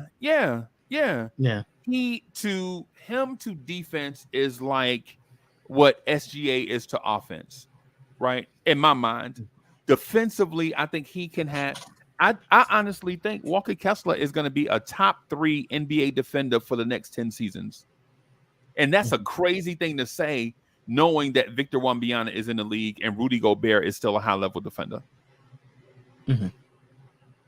Right? Is he right now? I think he's a better rim protector than Victor Wembanyama. I think Victor Wembanyama right now is a better shot blocker than Walker Kessler, but not by much. Not by much. But everything else that goes with cutting off angles, diagnosing a play before it gets really going, bumping cutters, cutting off backdoor passes. Showing an offense different looks and different pick and roll coverages, all those things. I think Walker Kessler is the guy right now. Right? If you ask me who's the better defender, right? going forward at this moment, I would say Walker Kessler over Rudy Gobert and Victor Wembanyama. Now, once Victor Wembanyama gets experience, It's over. I think Vic is Yeah. Vic is the guy. It's not even a question. Yeah. So with all that said about Walker Kessler, would I have traded on draft night the 24 and 25 pick for him? Yes. Would I have liked passing up on Pacom Dadier? No. But for Walker Kessler, bro, you got to pick your poison, bro. Not pick your poison. Yo, you at the buffet, you gotta, you want to eat everything, but you gotta, you can't eat everything at the buffet. You just have to pick what you want and then go with it. Yeah. So, They didn't know, because at that point they were trying to save Hartenstein. So yeah, if they knew Hartenstein was off the board already, maybe they would have made a different decision. If I were them though, I would have just walked away from Hartenstein, bro. Because ultimately it could be good, because I think I anticipate your next question. Your next question is, Uncle Freezy, do you believe Walker Kessler is a better player than Isaiah Hartenstein? And my answer is yes. Right? And not because I dislike Hartenstein. I think Hartenstein has a diversified skill set where he could do a lot of different things, man. And if allowed to shoot, I think he could shoot the ball. Right? I think he could play make on offense. But if we're just talking about the current team construct, right? The current team construct, right? I honestly believe that Walker Kessler has an elite skill that better fits this group of Knicks going forward, as opposed to Hartenstein, who would have to share in duties with Randall, OG, and Mikal Bridges. Right, like his post passing and his touch around the rim, he's going to have to share those duties with Randall, right? But Walker Kessler is an elite rim protector, and that covers up all of Randall's flaws on defense, right? Because think about this: Rudy Gobert and Cat played together, right? And Minnesota had the best defense in the NBA with Karl-Anthony Towns at the 4. And if you get Randall and Walker Kessler together, I think you can recreate something similar. Not that Randall's a poor defender, because Randall historically for his position ranks in the top 10 defensively for guys. And there are good people are going to try to sneak small wing players into that conversation. Like, yo, man, Mikal Bridges played some minutes at the 4. No, he didn't. He played in small lineups. So you can't really say that, right? Like, people are going to say, man, but Dorian Finney-Smith is a better defender than Randall. Yeah, okay. But he's asked to do less stuff. Right? So that's one of the things that I wanted to ask you too. I want to ask you, how do you like Dorian Finney-Smith? No, he's a good defender. Would you rather Do I think he's a 4? Do I think he's a 4? You think he's a 3? Yeah, I kind of see him as a 3. You think he's a 5? No, I think he's a 3. Yeah, because here's the thing: him, Covington, Keita Bates-Diop. I'm in a weird space, because I think Bates-Diop is going to play. Right, I think that dude's going to play, bro. I don't know how he's going to play, but I think the Knicks have been searching for that type of player for years. The combo 3-4 that can maybe sneak small ball minutes at the 5, like how the Clippers did with Nicholas Batum. I think that's what the Knicks have been looking for years. It's the reason why they brought in Isaiah Roby and Nathan Knight last season. You remember those two? They made it to training camp. Yep. So I do think there's a world where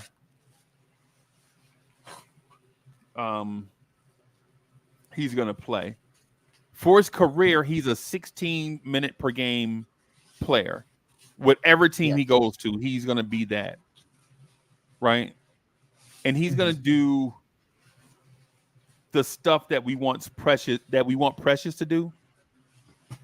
Right? Like he's going to give you a little handle, a little finishing at the rim, a little rebounding out of space. He's going to do all those. The reason why I bring up Keita Bates-Diop is for what Precious does. Precious is terrible at a few things, right?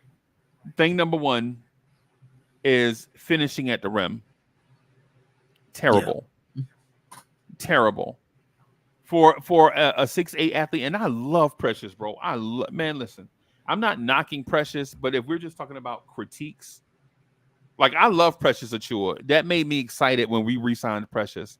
But one of the things he's not good at is finishing at the rim. And it doesn't matter who's at the rim with him. He's just not good at finishing it. It's the reason why Precious Achiuwa was not a lottery pick. Because he's not. You remember Zeke Naji? Yeah. Out of Arizona? We thought he was 7 foot come draft night. We find out he's like 6'9". And we were like, Zeke can't finish at the rim, but he can shoot. Mm-hmm. You remember the game up 3 years ago when we played them in Denver and he knocked down like 7 threes against us? Yep. It was like a Sunday afternoon game. Yep, I definitely remember that. Yeah. So I think Keita Bates-Diop is somewhere in that realm of Peyton Watson,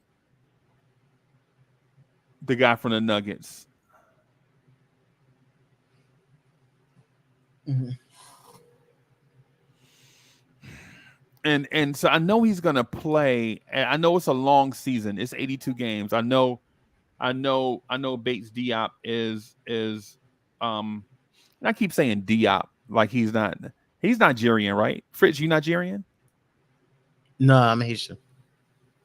Haitian. Yeah, I've never been there, but I'm Haitian. All right. Okay. So I got to tell you my Haitian story real quick. So for about 50 years, my uncle told us that we were Haitian, right? And then I did the what's the thing where you do the swab kit and you send it up? 23andMe. No, yeah. The other one. The other one with the leaf. Oh God. Mm-hmm.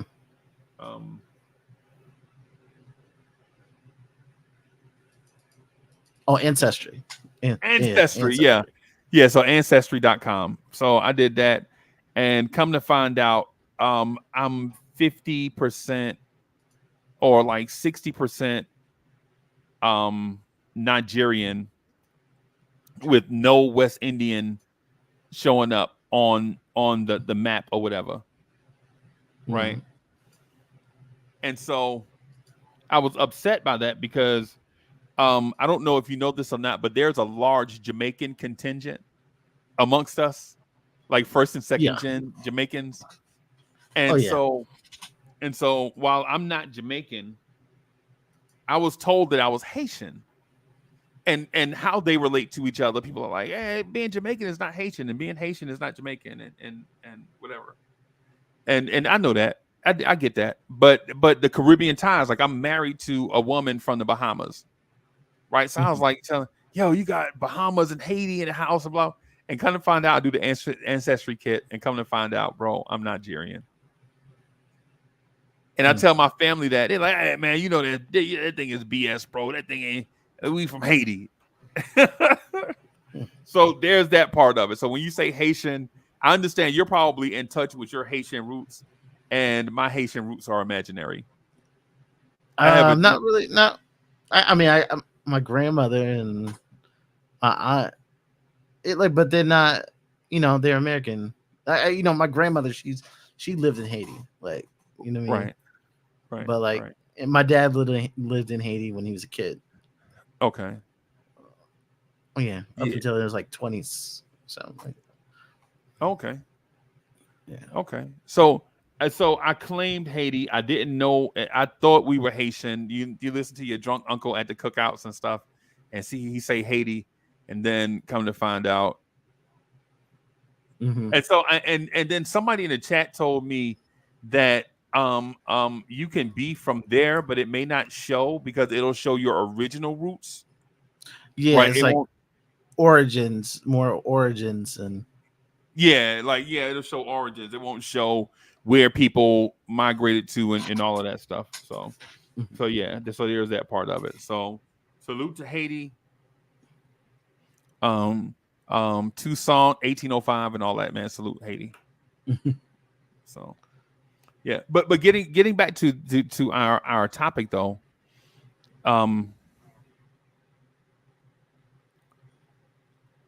I guess the question that we can ask is the likelihood of the Knicks pulling off a trade for a guy, whether it's Mark Williams, whether it's Walker Kessler. Like, what's the likelihood if you had to gauge the temperature of it? Where do you think?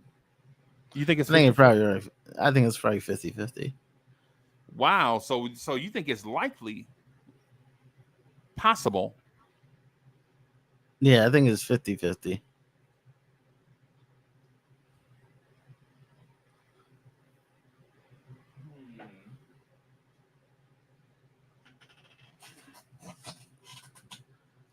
I think it's 50-50. Yeah, this trade just shows that whatever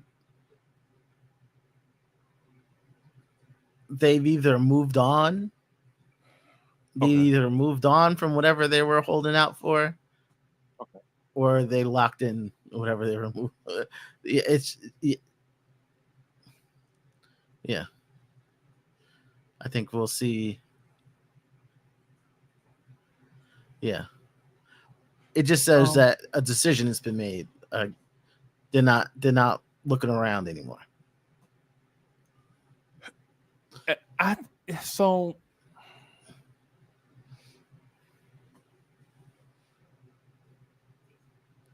chat, this is where I am with it. I think the door is closed. I think the door is closed and locked and boarded up.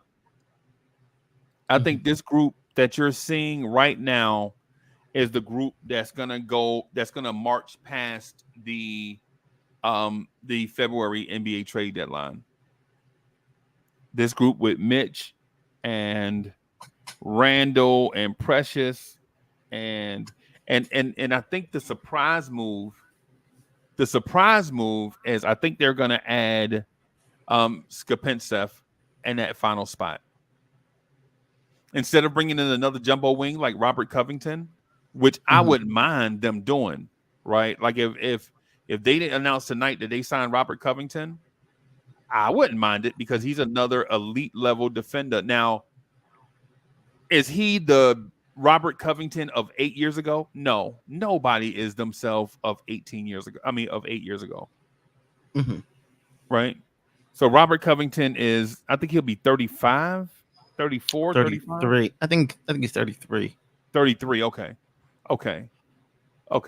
But the only reason I put him in there because he's CAA and he hasn't been signed. And a lot of times the Knicks sign CAA clients who don't get picked up. Right. And he's a very high character guy. Right. He plays 3 and 4. Yep. And he worked his way up out of the mud. Right. He legit is a guy. He's from Tennessee State, right? He came off of Philadelphia's G League team and worked his way up into the starting lineup, right? Actually, I'm not even sure. I think he's an unsigned guy that worked his way up through the ranks by playing elite level defense. Tennessee State, yep. 10 seasons, yep. And at one point, him, Dario Saric, Rashawn Holmes, Jaleel Okafor, a bunch of guys were on the trust the process bench. Mm-hmm. And they legit were the guys that ground their way to very, very long and productive NBA careers. Dario Saric is a quality NBA big. Robert Covington is a quality NBA wing player. Rashawn Holmes is a quality NBA big, even though he's small. Right. And those guys grounded out. When Philly was tanking, those dudes were on the floor playing 150%, trying to win games, even though they were undermanned. Mm-hmm. So if you ask me, yes, I have respect for Robert Covington for making becoming an all NBA player out of the G League. And I mean all NBA defense. I don't mean all NBA. But he was an all NBA defender as a guy that came up through the G League. And at one point, there was like a 2 or 3 year stretch where you could say that he was the best wing defender in the NBA for a stretch. It was like maybe a 2 or 3 year window where you could legit say he was the best wing defender in the league. And trust me, I play 2K, right? I play 2K. So, you know, Fritz, I know you don't play 2K because you're too busy on the calculator, right? But, bro, there was a stretch that on the game, you couldn't even score on Robert Covington.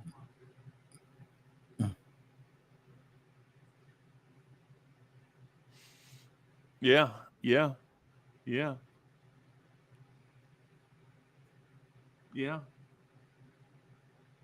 So if you add Robert Covington, I wouldn't be mad at it, bro.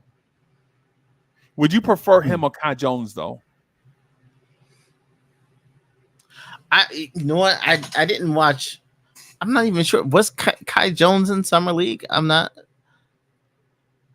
even sure. I'm not sure either.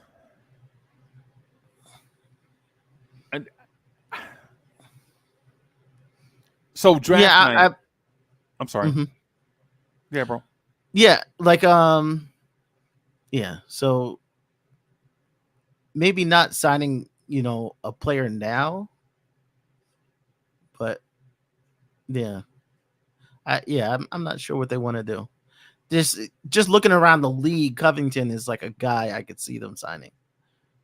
Yeah, I think if they got their center stuff put together, I think he's kind of like a guy you could put as the 15 man. I think Covington is a guy that you could sign now and flip later. I could see a world where in January a Cameron Payne, Robert Covington gets you something. Mm-hmm. Right. So full disclosure, I have a love affair with Kai Jones. Right. There was going into the 2021 draft. I wanted the Knicks to draft Kai Jones, Trey Murphy III, Trey Mann, and BJ Boston. And I also liked Zeke Jackson. Mm-hmm.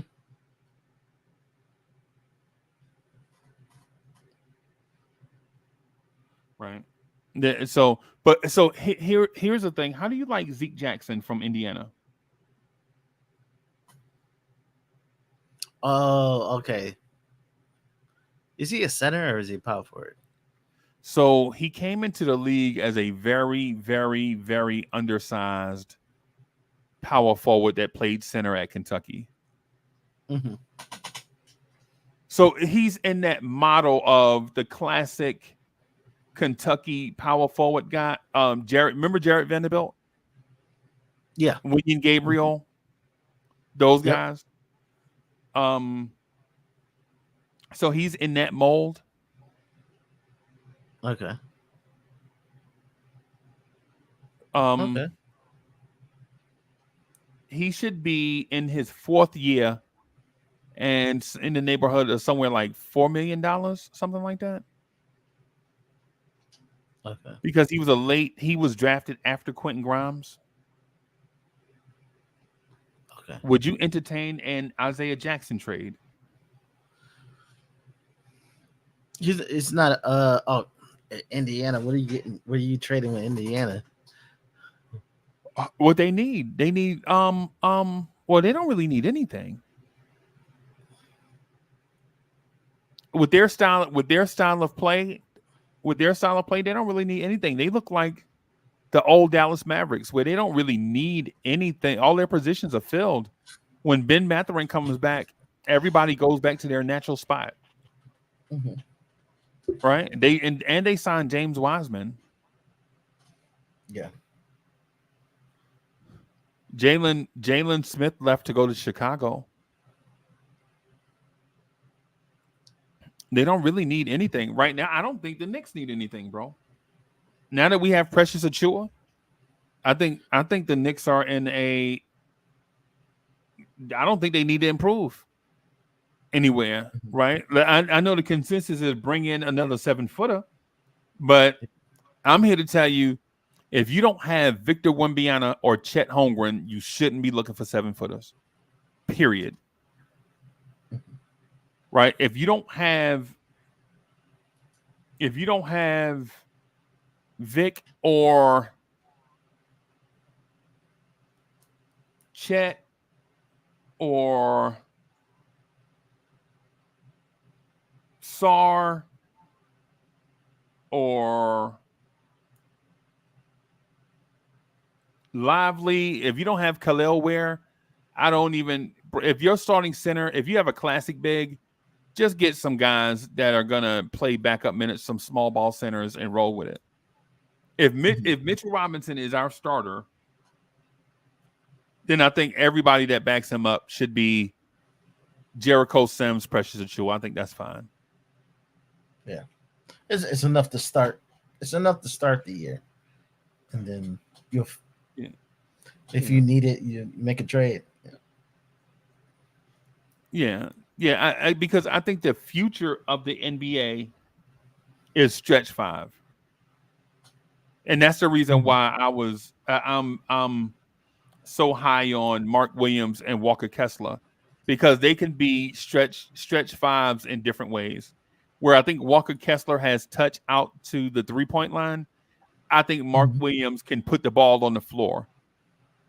Like that's what I think. I think Mark Williams stretches your defense not with the 3-point shot, but the ability to drive to the lane and finish. And we have never seen Fritz. When was the last time you saw a Knicks center put the ball on the floor and finish consistently? That's in his bag. Bob McAdoo? Yeah, I don't think I've seen it.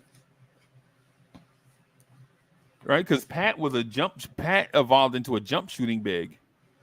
Mm-hmm. I think Mark Williams can put the Camby maybe. Nah, he couldn't dribble. Mm-hmm. He was just athletic. He could run fast, jump high, but he wasn't going to put the ball on the floor. Not as a play. Camby was an elite defender, but I don't think he was going to put the ball on the floor. Tyson Chandler. No, he definitely ain't putting the ball on the floor, right? But finishing, it's like Chandler was a good finisher, but yeah, he was an excellent finisher though. Yeah, it can be also, I think. Yeah.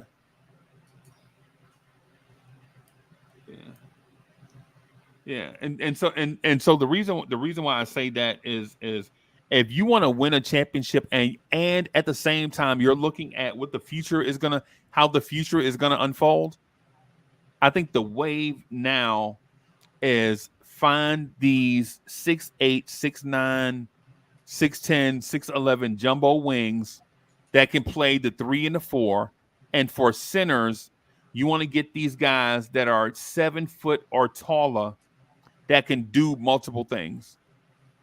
Mm-hmm. Right? You want to get these guys that can do multiple things, man.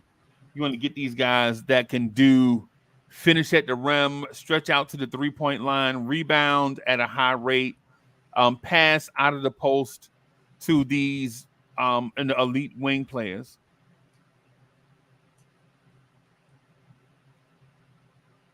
Mm-hmm. Yeah, and audio has a good point too. Audio said the Knicks don't necessarily want that right now. Just need somebody. Yeah, they don't necessarily want a project, right? They just want somebody to be that's going to be complementary to the roster that they already have. And for that reason, I'm saying I think they closed the door, locked it, and boarded it up. I think they're more concerned with Mikal Bridges, OG, Julius Randle, Mitchell Robinson, Josh Hart, Dante DiVincenzo for the next 4 years, as opposed to going out and getting a guy like Victor Wembanyama or Victor Wembanyama archetype who they'll have to wait on to develop. Yeah. Yeah, and also with Leon, what he usually does is when he makes his final offer, and then he just moves on. Like, you know what I mean? And this could be just him moving on. Right. Yeah, and so if you ask me from a on the court basketball sense, what I'm gonna say is would Kel'el Ware have been a good fit for us? Right? Yes. Maybe not day one, but definitely by the time December got here, he would have been a high impact player for the next 10 seasons. Just need some time to get going, so to speak. Yeah. He just went so high. Like he just, they were kind of expecting him to kind of be around 20. Yeah. And he went up in the teens. And that's what happens in a draft. Drafts are unpredictable. Zach Edey went 9 to Memphis. Like, there could have been a world where if Zach Edey was there at 25, we could have just took Hakeem Dalier and Zach Edey, and we wouldn't even be having this conversation. Mm-hmm. Zach Edey is your backup to Mitch, but in a draft, drafts are unpredictable. Mm-hmm. Coaches in the building, salute. Yeah, and so for that reason, I think the Knicks viewing with the Knicks analytics department is brilliant. Right? The Knicks analytics department is brilliant. Let's just say that nobody knows more about the future of NBA basketball than the Knicks analytics department. Right? Mm-hmm. With in the chat, Coach Yar. Yeah, I think that kind of shows that what you call is off the board. Karl Anthony Towns, like, forget about it. Like, not happening. So, I'm sorry, say that I know. No, for those who thought, Julius be traded for Karl Anthony Towns, like, this kind of shuts that door. This shuts the door for real. Like, it doesn't. Yeah. Unless you're trading Dante or like, it doesn't happen. Like, so yeah, you can kind of close the door on that. And so I think if we can have the cat conversation for maybe 300 seconds or so, maybe 5 minutes, right? Okay. How does Karl Anthony Towns fit with Mitchell Robinson? Not really. Not really, bro. I think the way he fits is if you're taking Mitch out the conversation, and then you're just trying to have somebody who's flexible, right? Like somebody who can play center and somebody who can play power forward at times. See, and the reason why a Mitch and Cat discussion is out of the question is because when you want to give Karl Anthony Towns post touches, what are you doing with Mitchell Robinson on the floor?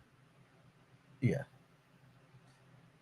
Right? Because Mitch doesn't have elite hands like Rudy Gobert. Rudy Gobert can catch hot BBs in the dark blindfolded, right? For a big, that's the reason why most years he leads the NBA in dunks, because he can catch short passes and finish. Mitch can't do that. Right, that's the major difference between Rudy Gobert and Mitchell Robinson is Rudy Gobert can catch the basketball, he can finish, and he hits free throws at a decent clip. Right? Decent. I'm not saying he's Laurie Markkinen at the free throw line. That's not what I'm saying. I'm saying he at a decent clip. He finishes well enough for you just not to foul him on sight. Mm-hmm. Right? But if you give Cat a post touch with Mitchell Robinson on the floor, Cat is going to get swarmed. There's no world where you pay $10 million more per season for Cat than you would for Randall, and then realize that Randall at power forward is better than Cat at power forward. Right? Karl Anthony Towns is a center. What you would like to do in a perfect world, you would like to see Jaden McDaniels and Cat play together, or Julius Randle and Cat play together, because you can't double either, right? Like if y'all saw Jaden McDaniels in the playoffs, bro, Jaden McDaniels is going to be him in a little while, right? He's going to be him in a little while, right? If you saw what he looked like coming out in high leverage games, how he got better, how Jaden McDaniels got better, Jaden McDaniels is going to be one of those names that's on the radar this upcoming season. It took him long enough to get there, but so what? Now that we found love, what are we going to do with it, basically? Now that he's here, he's going to be unstoppable, right? Mm-hmm. Right. So him and Cat are the future of that franchise. I mean, I'm sorry, not him and Cat, but him and Ant are the future of that franchise. Right. So for the Karl Anthony Towns conversation, also, do you really want to trade a bunch of stuff for a big center that's about to turn 30? I wouldn't mind it. Like, we're talking about 4 years at most. 4 years at most. Okay. So what would a cat trade look like for you? Now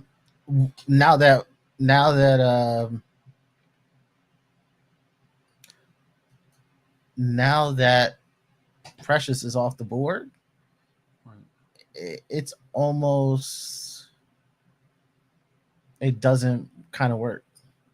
Because it either doesn't work for us or it doesn't work for them. Right.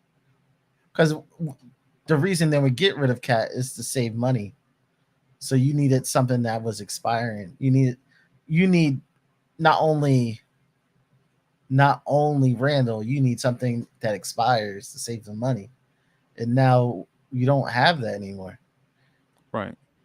So now you're giving them, I'm giving you a 4-year contract and then a 2. That doesn't really help them.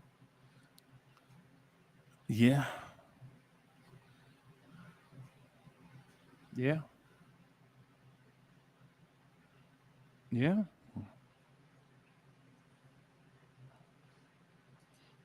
I'm moved on from the Cat thing, bro. And the reason why is once these guys get 10 years on their knees, centers, once they get 10 years, bro, I'm moving on. I'm moving on. So, but if you ask me, would I trade for Victor Wembanyama? Hell yeah.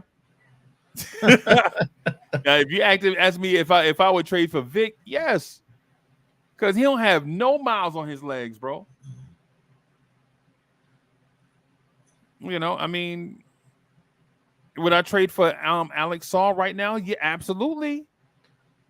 Yeah. And I know he looked bad in summer league and all that stuff. Yeah. I just think hey, you develop. Yeah, you got to develop it.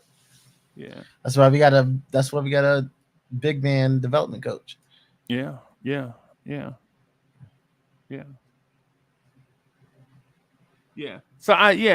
that for that reason alone, I'm saying I think the Knicks have closed the door, locked it, and boarded it up. I think what we have now is what we're going to go with. And if they do anything, it'll be so marginal that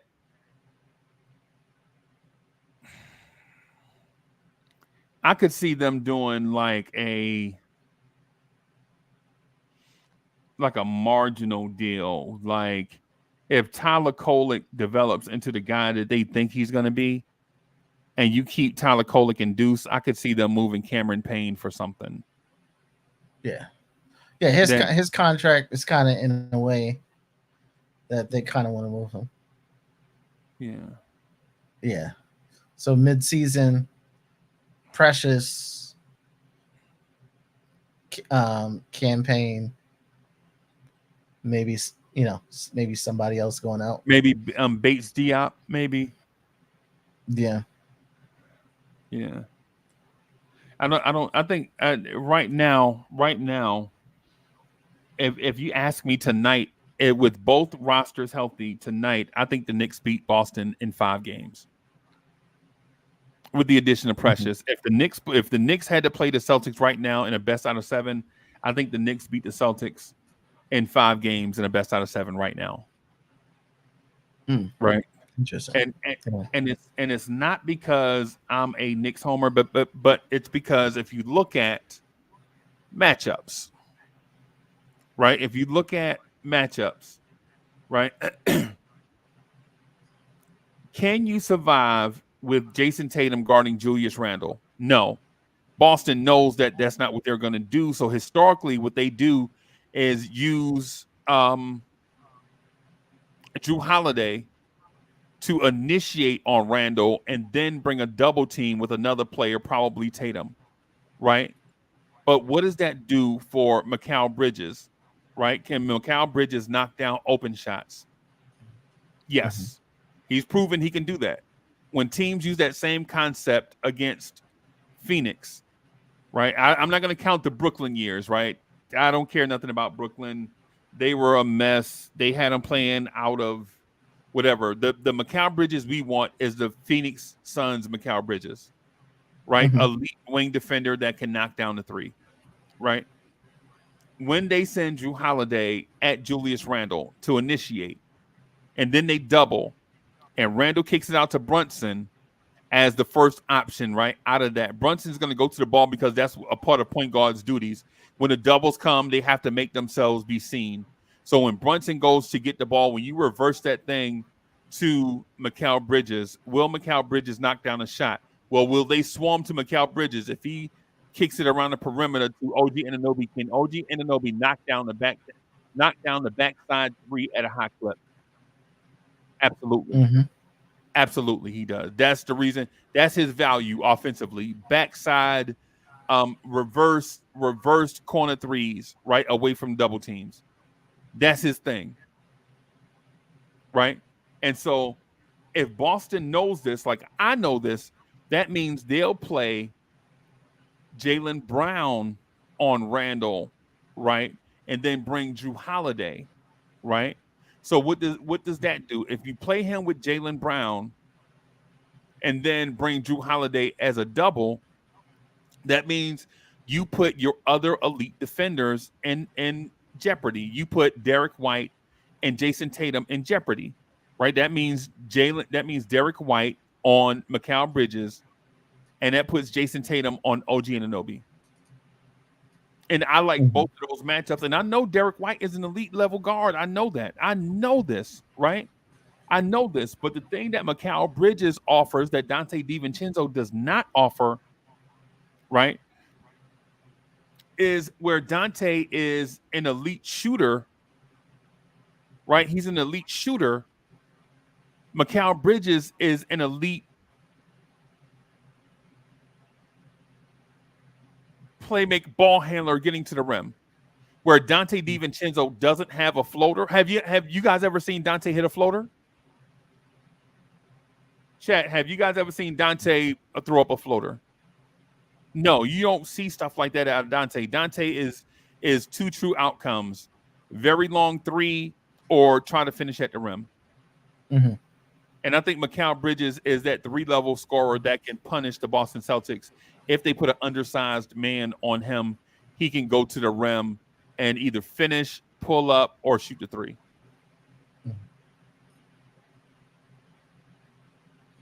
Right. And then if it's the same scenario, kick out, recover, because what's going to happen is that means Jason Tatum is going to be the weak side zoned up guy, like Jaren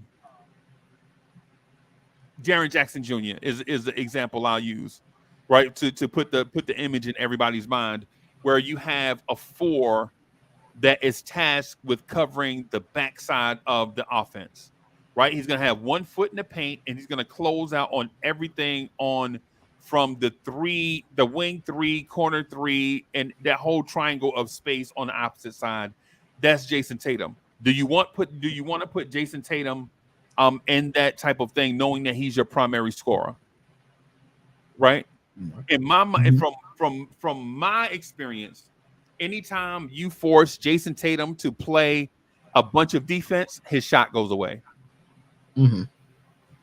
Right? And that's what happens with two-way players. That's the reason why Paul George is sought after, because he can do both. It was the reason why a young Kawhi Leonard was highly sought after, because he could do both. It's the reason why Mikal Bridges, the reason why the Knicks paid umpteen thousand first-round picks and some pick swaps, is because Mikal Bridges can do both. When you ask a scorer to also be an elite defender, usually something goes away. Usually. It's the reason why Michael Jordan had to have Scottie Pippen, right? Because even though Jordan was a good to great defender, if you ask him to defend at a high level all night and make shots all night, either you run the risk of getting MJ hurt, or his shot is going to go away, or his defense is going to go away. Right? It's the reason why the guys that score 30 points a game are generally bad defenders. Regardless of when Luka Doncic, when you ask him to do all the heavy lifting on offense, his defense disappears. And there's no harm in that. As long as you're elite at something on the floor, you have an intrinsic value to the league and to your team. And for that reason, Fritz, I'm saying if the Knicks play the Celtics tonight in the best of 7, I have the Knicks in 5.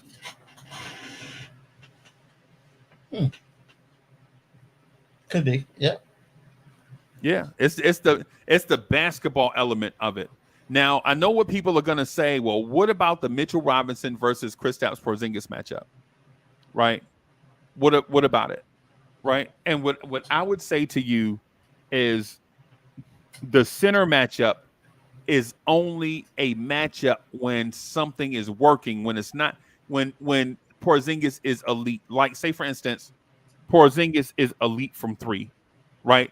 Then nobody in the league is going to stop that. Right? It's like saying, what happens when Victor Wembanyama gets hot from 3? Nobody's stopping that. You're not going to block it. Who is going to, bro, when Porzingis at 7'3" is shooting 3-pointers, who's going to stop Porzingis from shooting 3s? Nobody. Yeah. Not even another 7'3" guy is not going to block Porzingis' shot for 3. You have to scheme that away, right? You have to scheme that away, right? You have to run a scheme to probably force Drew Holiday to finish at the rim. That's what you want, as opposed to Porzingis knocking down 6 or 7 threes. You have to smother Porzingis and take your chances with Drew Holiday finishing at the rim. Maybe he will, maybe he won't, but that's the chance that you have to take.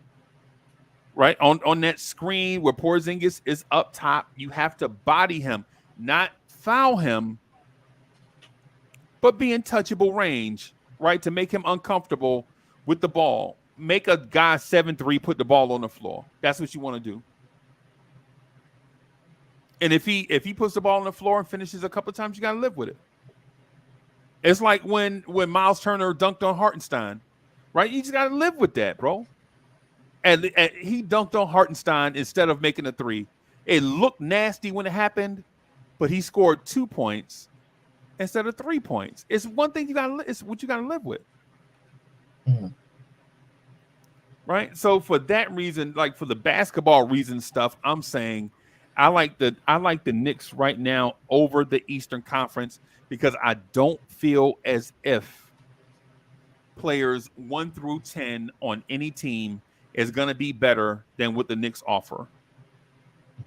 Right? Because I heard the Philly show the other night. Salute to East Sleep Sixers and all them guys. Salute to them brothers. I respect them brothers. But listen, once you start saying names like Reggie Jackson, the conversation is over. I ain't want to hear it. Right? I don't want to hear. I don't want to hear if Derrick Jones Jr. can do. Get out of here. Yeah. Right? I think Philly. Philly. Okay, I kind of have Philly jumping out early in the season, but once the big man goes down, it's all gonna fall apart. Okay. Yeah, so I think they're gonna win a lot of games early in the season, but okay. I don't trust Embiid to stay healthy. All right, so here's what I'm. All right, so I disagree with you, right? And so here is why, Fritz. It's not because I don't value your basketball knowledge. So I don't want it to seem like I'm just being a jerk, right? That's not what I'm doing, right? Mm-hmm. But look at the starting lineup and look at the bench. Yeah, they're starting. Bro, legit, they are starting Tyrese Maxey, Paul George, Joel Embiid, and Ronnie, Bobby, Ricky, and Mike. That's who they have. Philly has Maxey, Paul George, Joel Embiid, and Ronnie, Bobby, Ricky, and Mike. That's who they have. If I'm told that I have to fear Kelly Oubre, Caleb Martin, KJ Martin, Eric Gordon, Kyle Lowry, Reggie Jackson, Jared McKee. Oh my God, man! Just looking at this alphabet soup make me want to throw up, bro. Mm-hmm. Tom Barber says this means Tibbs wants to play some small ball every night. I don't know, TB. I don't know. I'm gonna make this. I'm gonna make this a little bit larger for everybody to look at. I think the thought of Philly outweighs the actual basketball stuff of Philly. The fact that they made a lot of moves doesn't mean that they're better, in my mind. Yeah. Right? Because if we're legit saying, I don't know, that Caleb Martin Julius Randle matchup makes me nervous. What are we really talking about out here, then? Yeah. I don't even know what we're talking about, right? Like if we're like, man, but they have Kyle Lowry and Eric Gordon coming off the bench and KJ Martin, man, what are we talking about, man? Yeah, I mean, they would have to ride Embiid hard. Like Embiid would have to play. Did you see him in the Olympics? Yeah, and then after the year he had, like, he should have been rested. He should be rested. Yeah, he should. Joel Embiid right now should be on a treadmill somewhere.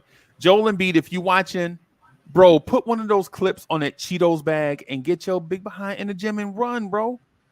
Get in the swimming pool. Do like Tim Duncan. If you don't want to run, get in the swimming pool. That you can get your cardio that way. But Joel Embiid at the Olympics, bro. Hey, chat, y'all ever saw that movie, The Great White Hype? When Damon Wayans came in the ring with the belly. Anybody remember that? Anybody seen the Great White Hype, the movie, the boxing? I seen it, but yeah, I seen it. Bro, that's what Joel Embiid look like right now, bro. Yeah. Yeah, yo, are we legit nervous about Ricky Council and Jared McCain? Is that what we? Yeah. Kyle Lowry will be 39 during the season. Eric Gordon, bro, by the time they see Eric Gordon gonna be hurt by the time, man, they need to change their logo to the International Red Cross sign, bro. They legit have Eric Gordon, Kyle Lowry, Joel Embiid, Paul George. Man, Yeah, I ain't worried about Mhm. that. Philadelphia is the last team that I'm worried about, bro, right now. There's no world where I view them as being better than um Milwaukee. There's no world I can see them being better than Milwaukee right now. Mhm. And I'm saying for basketball reasons, right? For basketball reasons, right? And for one, they have Oubre and Paul George flip flopped. I think they have Paul George as small forward on the depth chart. In their offense, Paul George is going to be a backcourt player, and then he'll guard forwards on defense. Kelly Oubre is not a facilitator playmaker on offense. He's not a guard. Mhm. They just have him in that spot. Yep.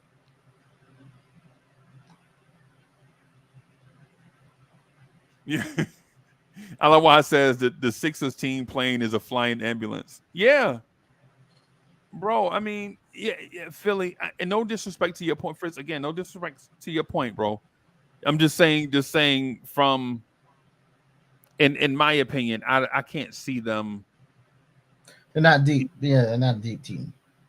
Yeah, and then with their lack of depth, they are depending on Embiid, Paul George, and Maxey all to stay healthy. Yeah. Meanwhile, you have the Celtics with Drew, Derek White, Jaylen Brown, Jason Tatum, Al Horford. We expect that, right? And then on their bench, they have Peyton Pritchard, Sam Hauser, Al Horford, Luke Cornett. A lot of shooting. They got a lot of shooting. Yeah, they have a lot of shooting versus teams that can't guard the perimeter. Mhm. They have a lot of shooting versus teams that can't guard the perimeter, right? But if you have, like the Knicks have 5 wings, I think that can guard their best 2 wing players every night. And yes, I'm including Keita Bates-Diop. Yeah. Like Yeah, we're like built to play them. Yeah. Yep. And Porzingis won't be back until January, I think. Yeah, it's gonna be a So while. Porzingis won't be back until December, January, something like that. And so the matchup at center is Mitchell Robinson versus Al Horford and Luke Cornett.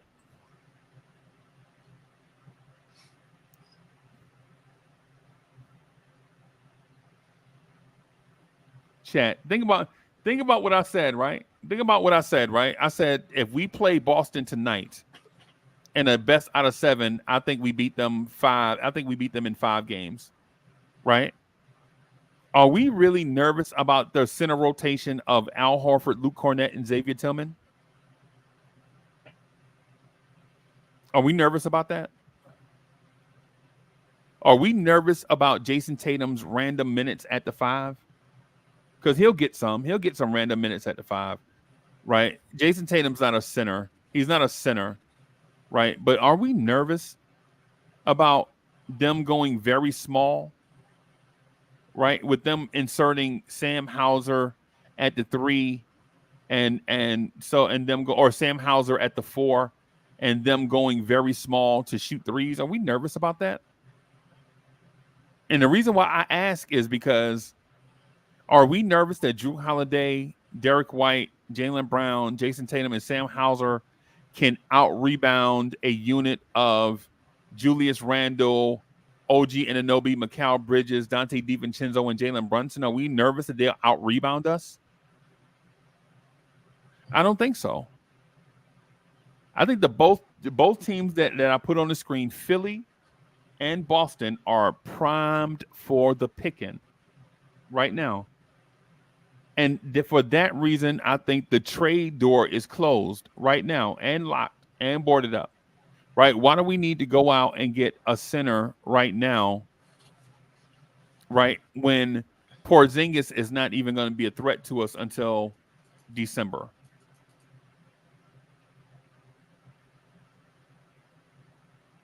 that just that alone makes me think that I think the thought of what these teams are outweighs what these teams really are. Mhm. And then there's Orlando. When you look at Orlando, when you look at Orlando, when you look at Orlando's second units and all that stuff, bro, they have Franz Wagner on their point guard depth chart.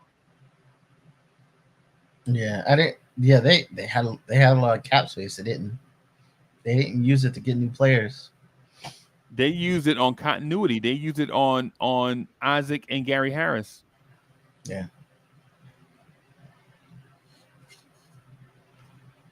Yeah. Are we nervous? Are we nervous that Kentavious Caldwell Pope is a better player than Mikal Bridges? Are we nervous that Franz Wagner is a better player than OG Anunoby? Are we nervous that Paolo Banchero is a better player than Julius Randle? Are we nervous that Wendell Carter is a better player than Mitchell Robinson? No. No, we're not. And so when we look at the future, or we look at the present, so Fritz, what's the let me ask this. So what is the present that's going forward? Is that the future, or is that like present moving forward? Like how would you describe that? Like Yeah, moving forward. Yeah. okay. Mm-hmm. So if you're looking at the present moving forward, right? Mm-hmm. Are we nervous? Are we nervous that a Boston Celtics team without Kristaps Porzingis can beat us? Not yet. Not yet. Not yet, right? Not yet. And they, if they do stay on pat, they'll still have flexibility. So if it becomes mid-season and they're nervous, they can do something. Right. Yeah.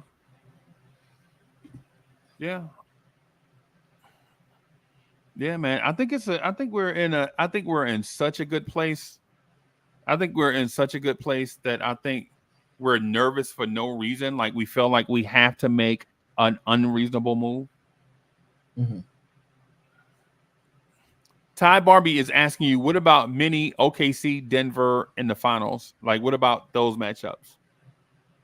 How do you feel about that? How do you feel about us in the finals versus OKC, Minnesota, or Denver?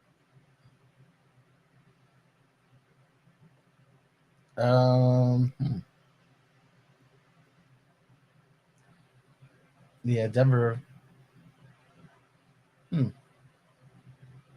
not afraid of Denver unless Michael Porter Jr. somehow he would have to step up. Right. OKC, they're young, but yeah, they got a lot of pieces, but yeah, they're still not there yet. Okay. They're still not there. They're young, and that's going to go against them. What I would say to that is, if the Knicks made the finals, we already won. I don't care who the matchup is.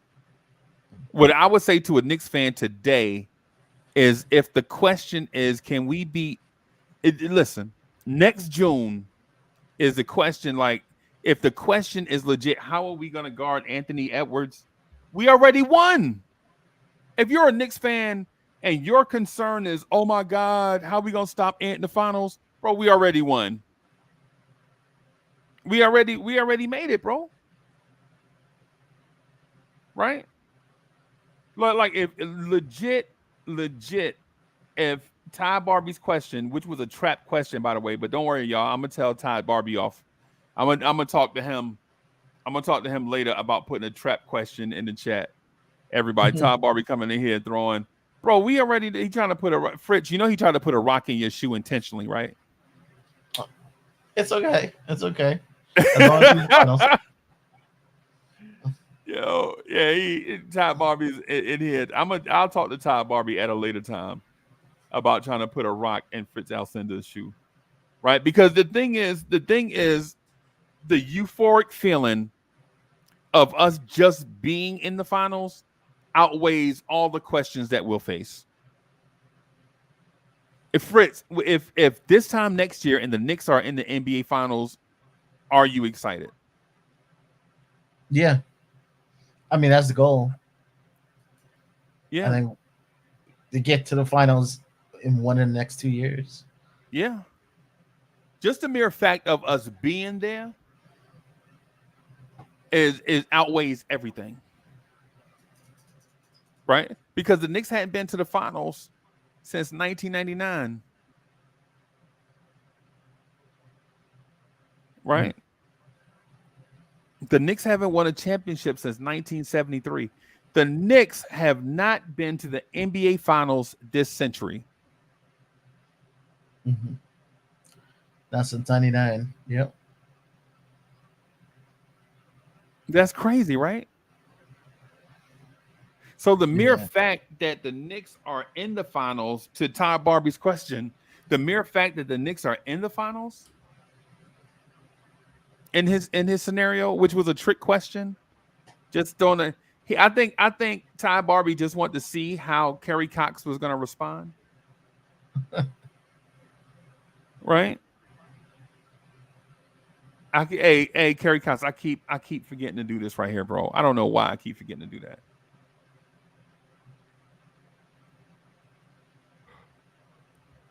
But hey, Fritz, so here's a question that I wanted to ask you on Twitter, on X, right? Should the Knicks be concerned about another front office pulling off a mega move?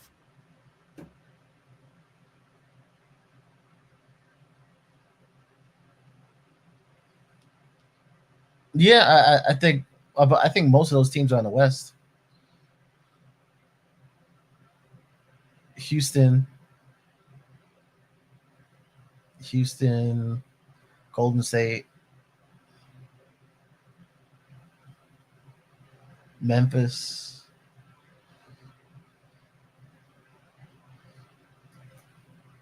Yeah, most of those Western Conference teams. Orlando mid-season. Okay. Because Orlando still has a lot of assets.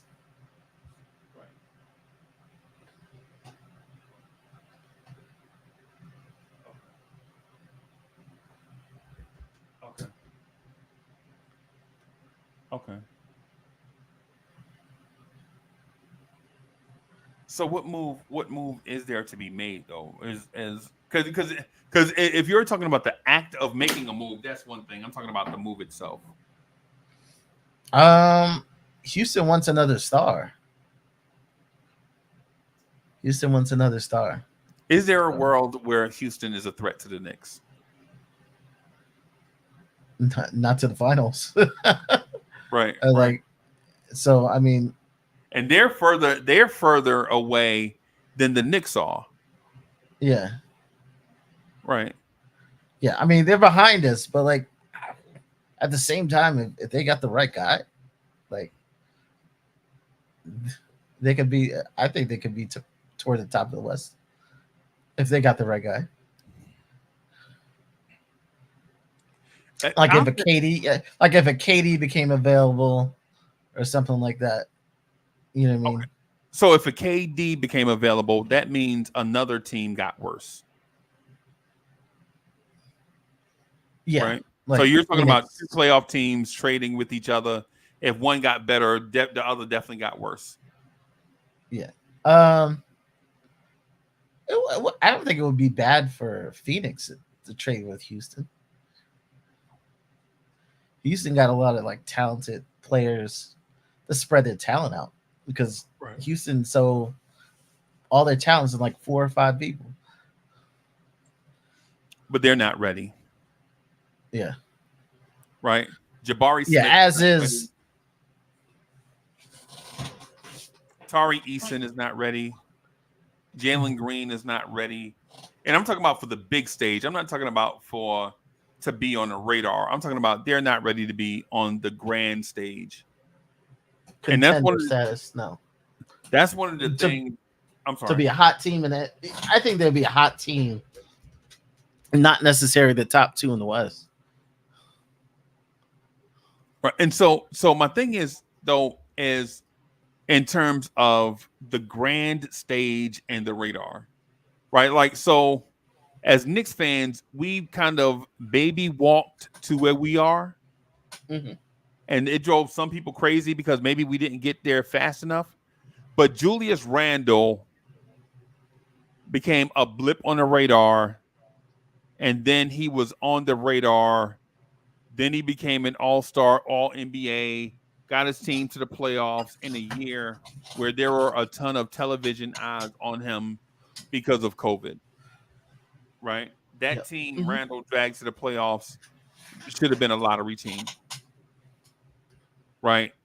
Ellington, Reggie Bullock, Taj Gibson, Alec Burks, Dennis Smith Jr., Frank Ntilikina, Kevin. Man, that team shouldn't have been the 4th seed. But Randall dragged them there. And that got Randall on the radar. How you get criticism by the masses is you get the attention from the masses. Right? So Randall was a blip on the radar, and then he was on everybody's radar ever since. Jalen Brunson emerged on the grand stage in a different way. He wasn't a blip on the radar with us. He was a blip on the radar with Dallas, and you didn't know what he was going to be. You didn't know if he was going to be James Harden or Cameron Payne. It could have been somewhere in that wide highway of, is he Cameron Payne, like get the opportunity and he can score? Or is he James Harden, who should have been a starter for OKC, but they've had him in the Ginobili role, and then when he went and got his own team, he became league MVP, right? There was a wide range of outcomes. Yeah, I knew he could score, but I didn't know he had all of that. I didn't know he had the whole game. Right. We didn't know if he was going to be Jordan Poole or James Harden. And come to find out, he's closer to James Harden. Right. Now, I'm not going to say Jalen Brunson is the league MVP. I still think there's a level or two for him to ascend to with better NBA talent around him that won't focus on him on every play. Right? Yeah. I think there is a world where Jalen Brunson in this league could average 30 points a game on similar shots. That's what I think. Like, I think Brunson can average 30 points a game on higher efficiency. Make more free throws, Jalen Brunson. You know.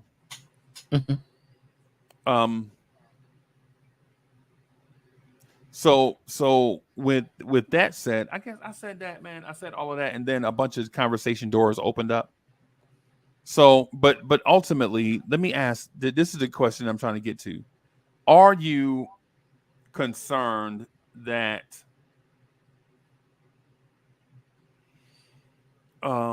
Milwaukee can make a trade or two and emerge as a threat to us?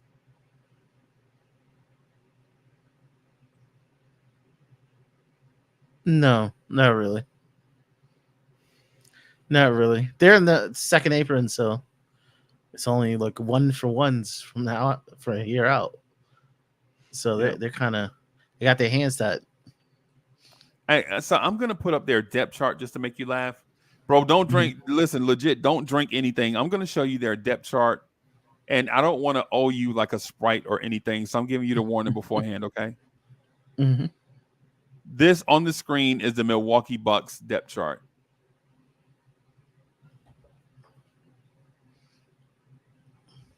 For anybody that was afraid of Milwaukee before they saw this, don't be afraid. They had the depth chart has Chris Middleton on bad knees at shooting guard for them.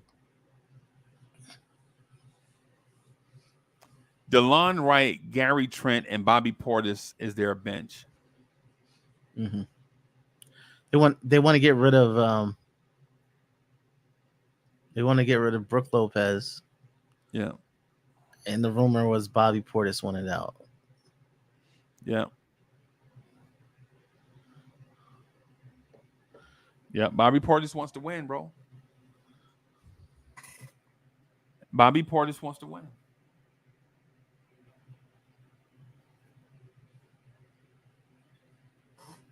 Yeah, Bobby Portis wants to win. And so the reason why, and chat, the reason why I'm showing you all this boring stuff is because there are a million bajillion conversations in Knick universe, but they're conversations without sustenance. Like there's no backing. There's no proof. There's no backing to any of these conversations, right? Like here are the Chicago Bulls depth chart, right? Josh Giddey, Kobe White, Zach LaVine at the 3 for them. Yeah, that's not good. What are we talking about in the East? They have Chris Duarte on their roster. What are we talking about in the East? There's nobody in the Eastern Conference in my mind that threatens me. Like I'm comfortable against everybody. Like they legit have Andrew Nimard on the depth chart starting over Benedict Mathurin. So they have basically in theory 3-6-5 guys starting at the point 2 and 3. Pascal Siakam, Miles Turner. James Wiseman is their third string center who they paid money. They paid money for James Wiseman to be their third string center. Yeah. Listen to their guard combination, everybody. Listen to their guard combination. Halliburton, who's an all-star. I'm going to give him credit for being an all-star. Nimard, Shepard, McConnell, and Tristan Newton. If that scares you, you scare easily. If their guards scare you, you scare easily, right? Halliburton, Nimard, Shepard, McConnell, and Tristan Newton. If you got afraid of that, you scare easily. And so there's nothing I can do with you in this conversation if that made you nervous. If those 5 guards made you nervous, there's nothing I can do to kind of help you get through what it is, how you're feeling about the Pacers and the Knicks. And then so they're decent. They're a decent team, but they're kind of small. Yeah, and they're only a decent team because of their style of play. Yeah. Right. Their style of play, get out in transition where having skills don't matter. Right. It's just athleticism and 3-point shooting. Mm-hmm. Right. And so I have Miami. I'm looking at this, man, and I'm already just what are we talking about? Man, the Knicks might win, Fritz, the Knicks might win 70 games, bro. Salute to IKBM, Dre. Dre says ESPN depth charts are only projections, not reality. Yeah, I know. I know, Dre. But the thing is, the personnel is right. The personnel is accurate, right? So no matter how Eric Spoelstra tries to tumble Alec Burks, Terry Rozier, Josh Richardson, and Tyler Hero, the Miami Heat still have a roster of Terry Rozier, Tyler Hero, Josh Richardson, and Alec Burks. So regardless how they flip it, that's still their roster, right? No matter if they're starting Jovic, am I afraid of Jaquez and Jovic? Fritz, the Knicks might win 75 games this year, bro. This is what people in the media are telling me to be afraid of. This is the Toronto Raptors depth chart right here. Emmanuel Quickley, Grady Dick, Davion Mitchell, Jacoby Walter Is that what I should be afraid? Bruce Brown? Is that what I should be afraid of? And to be honest, Toronto already has so many. They have so many people day to day right now, bro. It's like watching Phillies line up.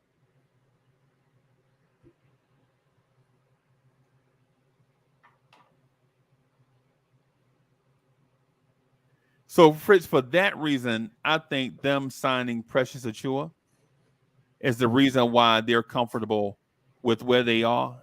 And then as needs arise, they'll address the roster as needs arise. Mm. Yeah. Yeah, they may have to. Because I don't think the Knicks are going to put themselves where they trade every single asset they have for one thing. For one thing. That for one thing that isn't fully developed yet. Right. Right. Right. Yeah. So I'm in a spot, and of course, guys, listen. When I say the Knicks may win 70 games, I say that tongue firmly in cheek. Right. I say it like that. Like I don't think the Knicks are going to win 70 games. I don't think they're going to win 70 games. But what I'm saying is non-Knicks fans and Frady Cat Knicks fans are going to tell us that this team is the third or fourth best team in the Eastern Conference.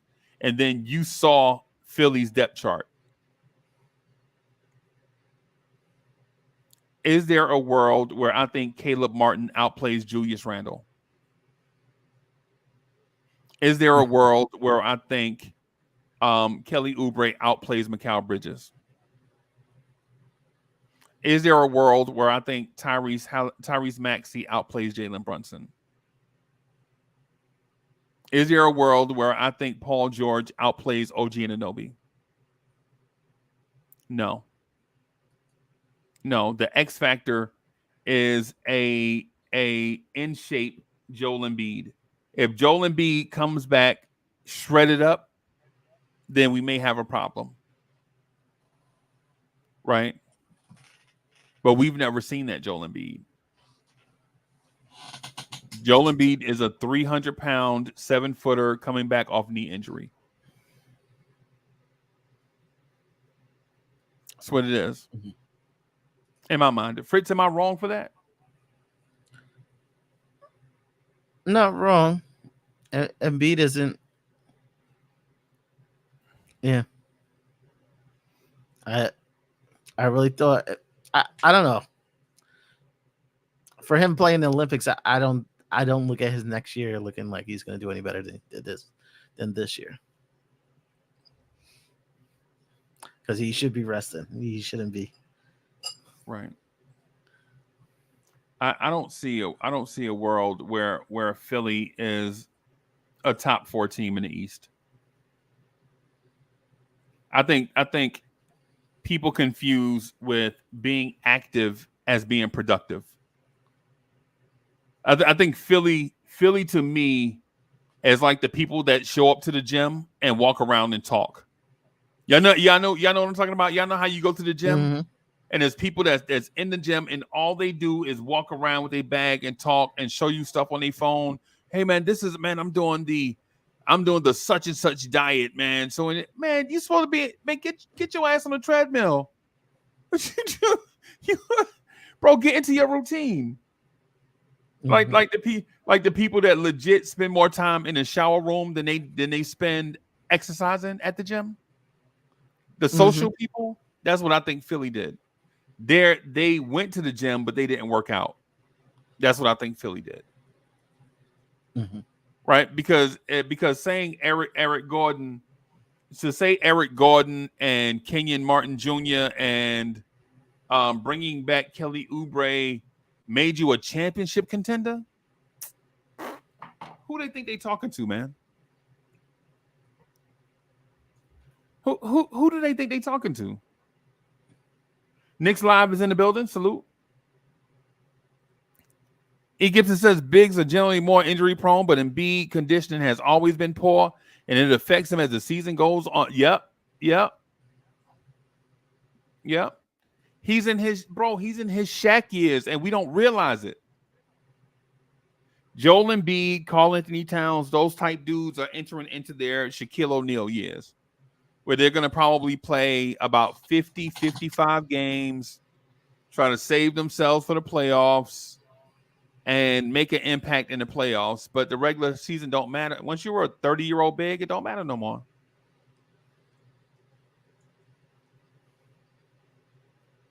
And Craig says Sixers couldn't even handle the Knicks while Julius was injured. Exactly, bro. Exactly. Mitch, I think Mitch and Randall were out. I think Mitch was out. Burks was hurt still. Bro, if we had Alec Burks, Randall, and Mitch, we'd have beat the Sixers in 3.5 games.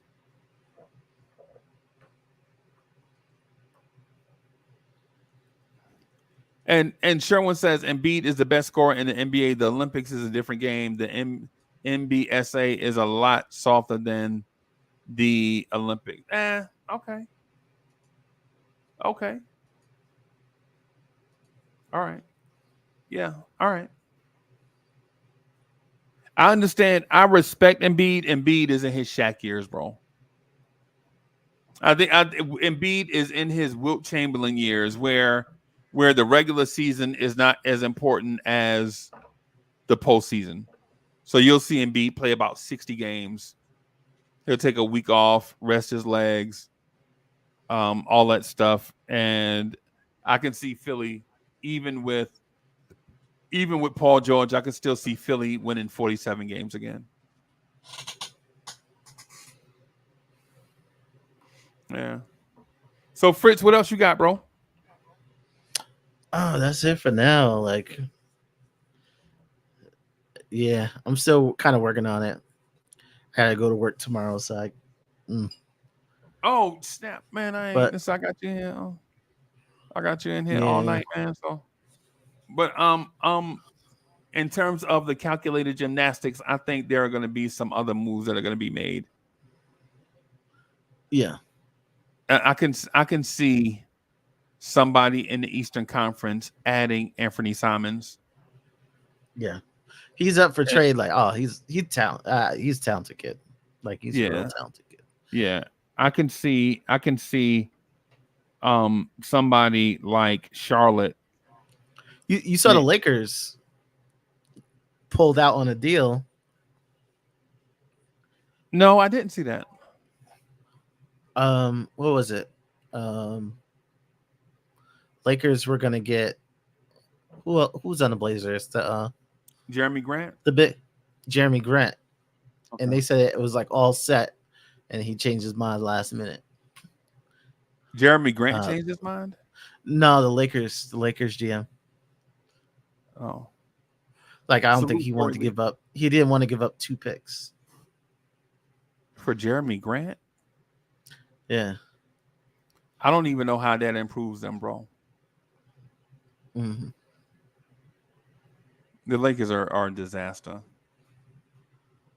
I mean, they haven't made like no moves.